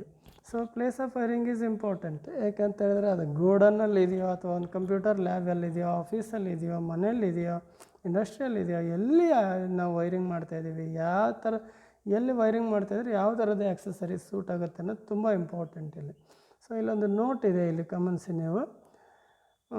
Minimum thickness of non hinged board should be 40 mm and hinged board is 65 to 80 mm ಅಂತ ಹೇಳ್ತೀವಿ. ಸೊ ನಾನ್ ಹಿಂಗ್ಡ್ ಗೋಡಲ್ಲಿ ಫಿಕ್ಸ್ ಮಾಡ್ತಕ್ಕಂಥ ಬೋರ್ಡ್ಗಳು ಅದು 40 mm ಥಿಕ್ನೆಸ್ ಇರಲೇಬೇಕು ಅಂತೇಳ್ಬಿಟ್ಟು ಒಂದು ಇಂಡಿಯನ್ ಎಲೆಕ್ಟ್ರಿಸಿಟಿ ಬೋರ್ಡ್ ರೂಲ್ಸ್ಗಳು ಹೇಳ್ತವೆ. ಸೊ ಅದನ್ನು ನಾವಿಲ್ಲಿ ಫಾಲೋ ಮಾಡಬೇಕಾಗತ್ತೆ. Next specification for block and boards. So material of the board, ಸಾಮಾನ್ಯವಾಗಿ ಮೆಟೀರಿಯಲ್ ಆಫ್ ದ ಬೋರ್ಡ್ PVCನ, ವುಡ್, ಮೆಟಲ್ ಅನ್ನೋದು ವೆರಿ ಇಂಪಾರ್ಟೆಂಟ್. ಹಾಗೆ ಸೈಜ್, ಅದರ length, breadth, height in mm ಅಂತ ಹೇಳ್ತೀವಿ. ಥಿಕ್ನೆಸ್ ಆಫ್ ದ ಮೆಟೀರಿಯಲ್ ಆಗಲೇ ಹೇಳಿದೆ 40 mm ಅಂತ ಅದು. So type of the hinges, ಯಾವ ಥರ ಸಿಂಗಲ್ ಆರ್ ಡಬಲ್ ಆರ್ ನಾನ್ ಹಿಂಗ್ಡ್ ಅಂತೇಳಿ ಇದು ಕೂಡ ಬರ್ತದೆ. ಇನ್ನು ಅಡಿಷ್ನಲ್ ಇನ್ಫಾರ್ಮೇಷನ್ ಅಂದರೆ colour, shape, mounting type. So colour, ಈ ಥರ ಕಲರ್ ಇದ್ದರೆ ಇಲ್ಲಿ ಚೆನ್ನಾಗಾಗುತ್ತೆ, ಈ ಥರ ಶೇಪ್ ಇದ್ದರೆ ಇಲ್ಲಿ ಚೆನ್ನಾಗಾಗುತ್ತೆ. So mounting, surface mounting or flush mounting, ಹೀಗೆ ಈ ರೀತಿ ಸ್ಪೆಸಿಫಿಕೇಷನ್ ಮೇಲೆ ನಾವು ಚಾಯ್ಸ್ ಮಾಡ್ತೀವಿ. ಇನ್ನು ಮೌಂಟಿಂಗ್ ಅಕ್ಸೆಸರೀಸಲ್ಲಿ ಭಾಳ ಮುಖ್ಯವಾದ ಪಾತ್ರ ವಹಿಸ್ತಕ್ಕಂಥದ್ದು ಈ ಮಷಿನ್ ಸ್ಕ್ರೂಸ್ಗಳು ಮತ್ತು ವುಡ್ ಸ್ಕ್ರೂಸ್ಗಳು ಅಂತ ಹೇಳ್ತೀವಿ. So making pilot hole and drill, ಸಾಮಾನ್ಯವಾಗಿ bradawl or poker for the soft wood and gimlet for the hard wood. So ಸಾಮಾನ್ಯ ವೈರಿಂಗ್ ವರ್ಕ್ನಲ್ಲಿ ನಾವು ಈ ಮೇಕಿಂಗ್ ಪಿಲಾಟ್ ಹೋಲ್ ಡ್ರಿಲ್ಲನ್ನು ಹಾಕೋದಾದ್ರೆ ಅಲ್ಲಿ ಸಾಫ್ಟ್ ವುಡ್ ಇತ್ತಂದರೆ ಬ್ರಾಡ್ವೆಲ್ ಅಥವಾ ಪೋಕರನ್ನು ತೊಗೊಂಡು ಮಾಡ್ಕೋಬೇಕಾಗತ್ತೆ. ಹಾಗೆಯೇ ಹಾರ್ಡ್ ವುಡ್ ಇದ್ದರೆ ಜಿಮ್ಲೆಟನ್ನು ತೊಗೊಂಡು ಮಾಡಬೇಕಾಗತ್ತೆ. ಇನ್ನು second point, so drill bit is minimum of 2 mm smaller than the actual hole size. So ಸಾಮಾನ್ಯವಾಗಿ ನಾವು ಒಂದು ಸ್ಕ್ರೂ, ಒಂದು 4 mm ಥಿಕ್ನೆಸ್ ಇರ್ತಕ್ಕಂಥ ಸ್ಕ್ರೂ ಹಾಕ್ತಾಯಿದ್ದೇನೆ ಅಂತ ಹೇಳಿದ್ರೆ ಅಲ್ಲಿ ಒಂದು 2 mm ಸ್ಮಾಲರ್ ಅಂದರೆ ಕನಿಷ್ಠ ಪಕ್ಷ 2 mmದು, ಒಂದು 5 mm ಇದೆ ಅಂತ ಹೇಳಿದ್ರೆ ಕನಿಷ್ಠ ಒಂದು 3 mm ಡ್ರಿಲ್ ಬಿಟ್ಟನ್ನು ಬಳಸಿ ನಾನು ಹೋಲ್ ಹಾಕ್ಕೊಂಡು ಆ ಸ್ಕ್ರೂನನ್ನು ತಿರುಗಿಸ್ಬೇಕಾಗತ್ತೆ ಅಂತ. Hole depth for soft wood half the screw. ನೋಡಿ, ಸಾಫ್ಟ್ ವುಡ್ ಇತ್ತಂದರೆ ಆ ಒಂದು ನಾವು ಫಿಕ್ಸ್ ಮಾಡ್ತಕ್ಕಂಥ ಸ್ಕ್ರೂನ ಅರ್ಧದಷ್ಟು ಹೋಲ್ ಆದರೆ ಸಾಕು. ಹಾಗೆಯೇ ಹಾರ್ಡ್ ವುಡ್ ಇದ್ದರೆ ಆ ಸ್ಕ್ರೂ ಎಷ್ಟು ಲೆಂತ್ ಇದೆಯೋ ಅಷ್ಟೇ ಉದ್ದ ಆ ಒಂದು ಡ್ರಿಲ್ ಹೋಲನ್ನು ಹಾಕಬೇಕಾಗತ್ತೆ. ಆದರೆ ಇಲ್ಲಿ ಗಮನಿಸಬೇಕಾಗಿದ್ದು, ನಾನು ಏನು ಸೈಜಿನ, ಏನು ಥಿಕ್ನೆಸ್ನ ಸ್ಕ್ರೂನನ್ನು ಬಳಸ್ತೇನೆ ಅದಕ್ಕಿಂತ ಕನಿಷ್ಠ 2 mm ಕಡಿಮೆ ಇರತಕ್ಕಂಥ ಡ್ರಿಲ್ ಬಿಟ್ಟನ್ನು ಬಳಸಿ ಆ ಹೋಲನ್ನು ಮಾಡ್ಕೋಬೇಕಾಗತ್ತೆ, ಪಿಲಾಟ್ ಹೋಲನ್ನು ಮಾಡಬೇಕಾಗತ್ತೆ. ಸೊ ಇಲ್ಲಿ ಸಾಕಷ್ಟು ಟೈಪ್ನ ಸ್ಕ್ರೂಗಳನ್ನು ನಾವಿಲ್ಲಿ ಗಮನಿಸ್ಬೋದು. ಈ ಸ್ಕ್ರೂಗಳಲ್ಲಿ ಡಿಫ್ರೆಂಟ್ ಟೈಪ್ಸ್ ಸ್ಕ್ರೂಗಳಿದ್ದಾವೆ. ಸೊ ಮಷಿನ್ ಸ್ಕ್ರೂಸ್ ಇರ್ಬೋದು, ಅಥವಾ ಸೀಟ್ ಮೆಟಲ್ ಸ್ಕ್ರೂ ಇರ್ಬೋದು, ವುಡ್ ಸ್ಕ್ರೂಸ್ಗಳಿರ್ಬೋದು. ಸೊ ಇಲ್ಲಿ ಅದರಲ್ಲೂ ಬೇರೆ ಬೇರೆ ಟೈಪ್ನ ಹೆಡ್ ಇದೆ. ಇಲ್ಲಿ ನಂಬರ್ಗಳು, ಬೇರೆ ಬೇರೆ ನಂಬರ್ ಸ್ಕ್ರೂಗಳಿಗೆ ನಂಬರ್ಸನ್ನಲ್ಲಿ ನಾವು ಸ್ಪೆಸಿಫೈಡ್ ಮಾಡ್ತೀವಿ. ಸೊ ಆ ಥರದ್ದು ಸಾಕಷ್ಟು ಸ್ಕ್ರೂಗಳನ್ನು ನಾವಿಲ್ಲಿ ನೋಡ್ಬೋದು. ಸ್ಕ್ರೂ ಆ್ಯಂಡ್ ಸ್ಕ್ರೂವಿಂಗ್, ಇದ್ರ ಬಗ್ಗೆ ನಮಗಿನ್ನೂ ಹೆಚ್ಚಾಗಿ ಇಂಜಿನಿಯರಿಂಗ್ ಡ್ರಾಯಿಂಗಲ್ಲಿ ಬರುತ್ತೆ. ಅದರ ಸ್ಪೆಸಿಫಿಕೇಷನ್ ಏನು, ಯಾವ ಸ್ಕ್ರೂ, ಯಾವ ಥ್ರೆಡ್ಡು ಹೇಗಿರುತ್ತೆ ಅನ್ನೋದ್ರ ಬಗ್ಗೆ ಅಲ್ಲಿ ನಾವು ಮತ್ತೆ ಇದನ್ನು ನೋಡೋಣ. ಸದ್ಯ ಇಲ್ಲಿ types: slotted countersunk head, slotted round head, slotted raised countersunk head, ಹೀಗೆ ಬಹುಮುಖ್ಯವಾಗಿ ನಾವು ಹೆಚ್ಚಾಗಿ ಬಳಸ್ತಕ್ಕಂಥದ್ದು ಸ್ಕ್ರೂಗಳು. ಸೊ ಇಲ್ಲಿ ಎಲ್ಲ ಥರದ ಚಿತ್ರಗಳಲ್ಲಿ ಕಾಣ್ಬೋದು ನೀವು ಸ್ಕ್ರೂಗಳನ್ನು. ಸೊ ಇದನ್ನು ನೀವು ಕ್ಲೀನಾಗಿ ಒಂದೊಂದಾಗಿ ಗಮನಿಸಿ. Next designation of wood screws, ಇದನ್ನು ಕೂಡ ನಾವಿಲ್ಲಿ ಇಂಜಿನಿಯರಿಂಗ್ ಡ್ರಾಯಿಂಗಲ್ಲಿ ತುಂಬ ಡೆಪ್ತಾಗಿ ಹೇಳ್ತೀವಿ. ಈಗ ಸದ್ಯದಲ್ಲಿ ಒಂದು ಸ್ಕ್ರೂನನ್ನು ನಾವು ಲೆಂತಲ್ಲಿ ನಾವು ಇದನ್ನು ಮೆಜರ್ ಮಾಡ್ತೀವಿ. ಸೊ ಲೆಂತ್ ಬಂದು ಇಲ್ಲಿಂದ ಈ ಸ್ಕ್ರೂ ಟಿಪ್ವರೆಗೆ ತೊಗೊಳ್ತೀವಿ, ಇದನ್ನು ಲೆಂತ್ ಅಂತ ಹೇಳ್ತೀವಿ. ಹಾಗೆ ಹೆಡ್ಡಿನ ಡಯಾಮೀಟ್ರನ್ನ ತೊಗೊಳ್ತೀವಿ. ಹಾಗೆಯೇ ಇಲ್ಲಿ ಅಪೆಕ್ಸ್ ಅಂತ ಹೇಳ್ತೀವಿ, ಅದು 2/3 ಆಫ್ ದ ಲೆಂತ್ ಅಂತ ಹೇಳ್ತೀವಿ, ಅದು ಇಲ್ಲಿಂದ ಇಲ್ಲಿವರೆಗೆ ಬರುತ್ತೆ. ಸೊ ಇದನ್ನು length of drain or crank head ಅಂತ ಹೇಳ್ತೀವಿ. ಸೊ ಇದು ಕೂಡ ಇಲ್ಲಿ ನಾವು ಗಮನಿಸ್ಬೋದು. So the number, length, type of head and material, ಇಷ್ಟು ಟೈಪಲ್ಲಿ ನಾವು ಒಂದು ಸ್ಕ್ರೂನನ್ನು ನಾವು ಡೆಸಿಗ್ನೇಟ್ ಮಾಡ್ತೀವಿ. ಏನು ನಂಬರ್, ಏನು ಸೈಜು, ಯಾವ ಸ್ಕ್ರೂ ನಂಬರ್ 1 2 3 4 5 0ದಿಂದ ಸ್ಟಾರ್ಟ್ ಆಗುತ್ತೆ. ಸೊ ಹೀಗೆ ಲೆಂತ್ ಏನಿದೆ, ಹಾಗೆ ಟೈಪ್ ಆಫ್ ಹೆಡ್ ಯಾವುದು, ಯಾವ ಥರದ ಹೆಡ್ ಬೇಕು ನಿಮಗೆ, ಇಲ್ಲಿ ಕೌಂಟರ್ ಶಾಂಕ್ ಹೆಡ್ ಬೇಕಾ, ರೌಂಡ್ ಹೆಡ್ ಬೇಕಾ, ಕೋಚ್ ಹೆಡ್, ಹೀಗೆ ಡಿಫ್ರೆಂಟ್ ಟೈಪ್ಸ್ ಆಫ್ ಹೆಡ್ಸ್ಗಳು ಬರುತ್ತೆ. ಸೊ ಆ ರೀತಿಯಲ್ಲಿ ಇವನ್ನ ಸ್ಪೆಸಿಫೈ ಮಾಡಬೇಕಾಗುತ್ತೆ. Next precautions while fixing the screws. ಸ್ಕ್ರೂಗಳನ್ನು ಫಿಕ್ಸ್ ಮಾಡಬೇಕಾದ್ರೆ ಕೆಲವೊಂದು ಪ್ರಿಕಾಷನ್ಸ್ ಬರ್ತದೆ. First one, tip of the screw is coat with rust proof material, wax, soap etcetera. So screw ಏನು ಟಿಪ್ ಇದೆ ಅದನ್ನು ಸಾಮಾನ್ಯವಾಗಿ ನಾವು ನೋಡ್ತಿರ್ತೀವಿ. ಈ ಸೋಪಲ್ಲಿ ಅದರ ತುದಿನನ್ನು ಎದ್ದುಬಿಟ್ಟು ಆ ಸೋಪನ್ನು ಅದಕ್ಕೆ ಹಚ್ಚಿಬಿಟ್ಟು ಸ್ಕ್ರೂವಿಂಗ್ ಮಾಡೋದನ್ನು ನೀವು ಸಹ ಗಮನಿಸ್ಬೋದು. ಹಾಗೆ ಮಾಡಬೇಕಾಗತ್ತೆ. ಎರಡನೇದು, ಯೂಸ್ ಪ್ರಾಪರ್ ಸ್ಕ್ರೂ ಡ್ರೈವರ್. ಯಾವ ಸ್ಕ್ರೂಗೆ ಯಾವ ಸ್ಕ್ರೂ ಡ್ರೈವರ್ ಆಗಬೇಕೋ ಅದೇ. ಸೊ ಅನ್ಸೈಜ್ ಸ್ಕ್ರೂ ಡ್ರೈವರ್ ಬಳಸಿದರೆ ಸ್ಕ್ರೂಗಳು ಹಾಳಾಗ್ತದೆ ಅಂಥೇಳಿ ಹೇಳ್ಬೋದು. ಹಾಗೆಯೇ ಸರಿಯಾದ ರೀತಿಯಲ್ಲಿ ಕೂರದೇ ಇರ್ಬೋದು, ಫಿಕ್ಸ್ ಆಗ್ಬೋದು, ಆಗದೇ ಇರ್ಬೋದು ಅಂತ. ನೆಕ್ಸ್ಟ್ ಹಾಗೆ do not hammer the screw. ಯಾವತ್ತೂ ಕೂಡ ಇವನ್ನ ನೈಲ್ಸ್ ಥರ ನಾವು ಹೊಡೆದು ಹ್ಯಾಮರ್ನಿಂದ ಹೊಡೆದು ಕೂರಿಸ್ತಕ್ಕಂಥದ್ದು ತಪ್ಪು. ಅದನ್ನು ಏನಿದ್ರು ಸ್ಕ್ರೂ ಡ್ರೈವರ್ನಲ್ಲೇ ಸ್ಕ್ರೂವಿಂಗ್ ಮಾಡಬೇಕೇ ಹೊರತು ಹ್ಯಾಮರ್ ತೊಗೊಂಡು ಹೊಡೆದು ಸ್ಕ್ರೂಗಳನ್ನು ಯಾವತ್ತೂ ಕೂಡ ಕೂರಿಸಬಾರ್ದು ಅಂತ ಹೇಳ್ತೀವಿ. Advantages of screw over nails. ನಾವು ನೈಲ್ಸ್ಗೆ ಕಂಪೇರ್ ಮಾಡಿದ್ರೆ ಸ್ಕ್ರೂನಲ್ಲಿ ಎಲ್ಲ ಅಡ್ವಾಂಟೇಜಸ್ಗಳಿದ್ದಾವೆ ಅಂತ ಗಮನಿಸೋದಾದರೆ, ಮೊದಲನೇದಾಗಿ screw provide more security and screw may loose or tight easily without damage. ಯಾವತ್ತಾದ್ರೂ ಬಿಚ್ಚಬೇಕು, ತೆಗಿಬೇಕು ಅಂತ ಸಂದರ್ಭ ಬಂದರೆ ನಾವು ನೈಲ್ಸನ್ನು ಹೊಡೆದ್ವಿ ಅಂದರೆ ಅದು ಅಷ್ಟು ಸುಲಭ ತೆಗಿಯೋಕ್ಕಾಗಲ್ಲ. ಅಲ್ಲಿ ಅಕ್ಸೆಸರೀಸ್ ಹಾಳಾಗೋಂಥ ಎಲ್ಲ ಸಾಧ್ಯತೆಗಳಿರ್ತವೆ. ಅದೇ ಸ್ಕ್ರೂ ಹಾಕಿದ್ವಿ ಅಂದರೆ ಈಸಿಲಿ ಆ ಸ್ಕ್ರೂನನ್ನು ತೆಗೆದು ನಾವು ಅದನ್ನು ರಿಪೇರ್ ಮಾಡೋದು ಮತ್ತೊಂದು ಮಾಡೋದಕ್ಕೆ ಹೆಲ್ಪ್ ಆಗುತ್ತೆ. It is made by stainless steel, bronze, even rust proof material. ಸಾಮಾನ್ಯವಾಗಿ ನೈಲ್ಸ್ಗಳಾದರೆ ರಸ್ಟ್ ಆಗುತ್ತೆ, ಸ್ಕ್ರೂಗಳಾದರೆ ಸೊ ಇವನ್ನು ನಾವು ಇದು ಮಾಡಿರೋದ್ರಿಂದ ರಸ್ಟ್ ಪ್ರೂಫ್ ಮಾಡಿರೋದ್ರಿಂದ ಲಾಂಗ್ ಲೈಫ್ ಡ್ಯೂರೇಷನ್ವರೆಗೆ ಬರುತ್ತೆ ಅಂತ ಹೇಳ್ಬೋದು.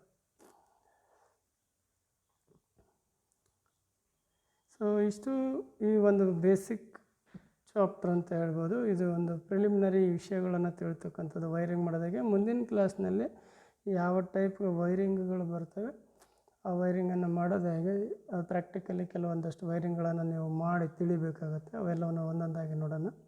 ಸೊ ನೆಕ್ಸ್ಟ್ ಕ್ಲಾಸನ್ನು ಈ ಮುಂದಿನ ಭಾಗ ನೋಡೋಣ. Thank you.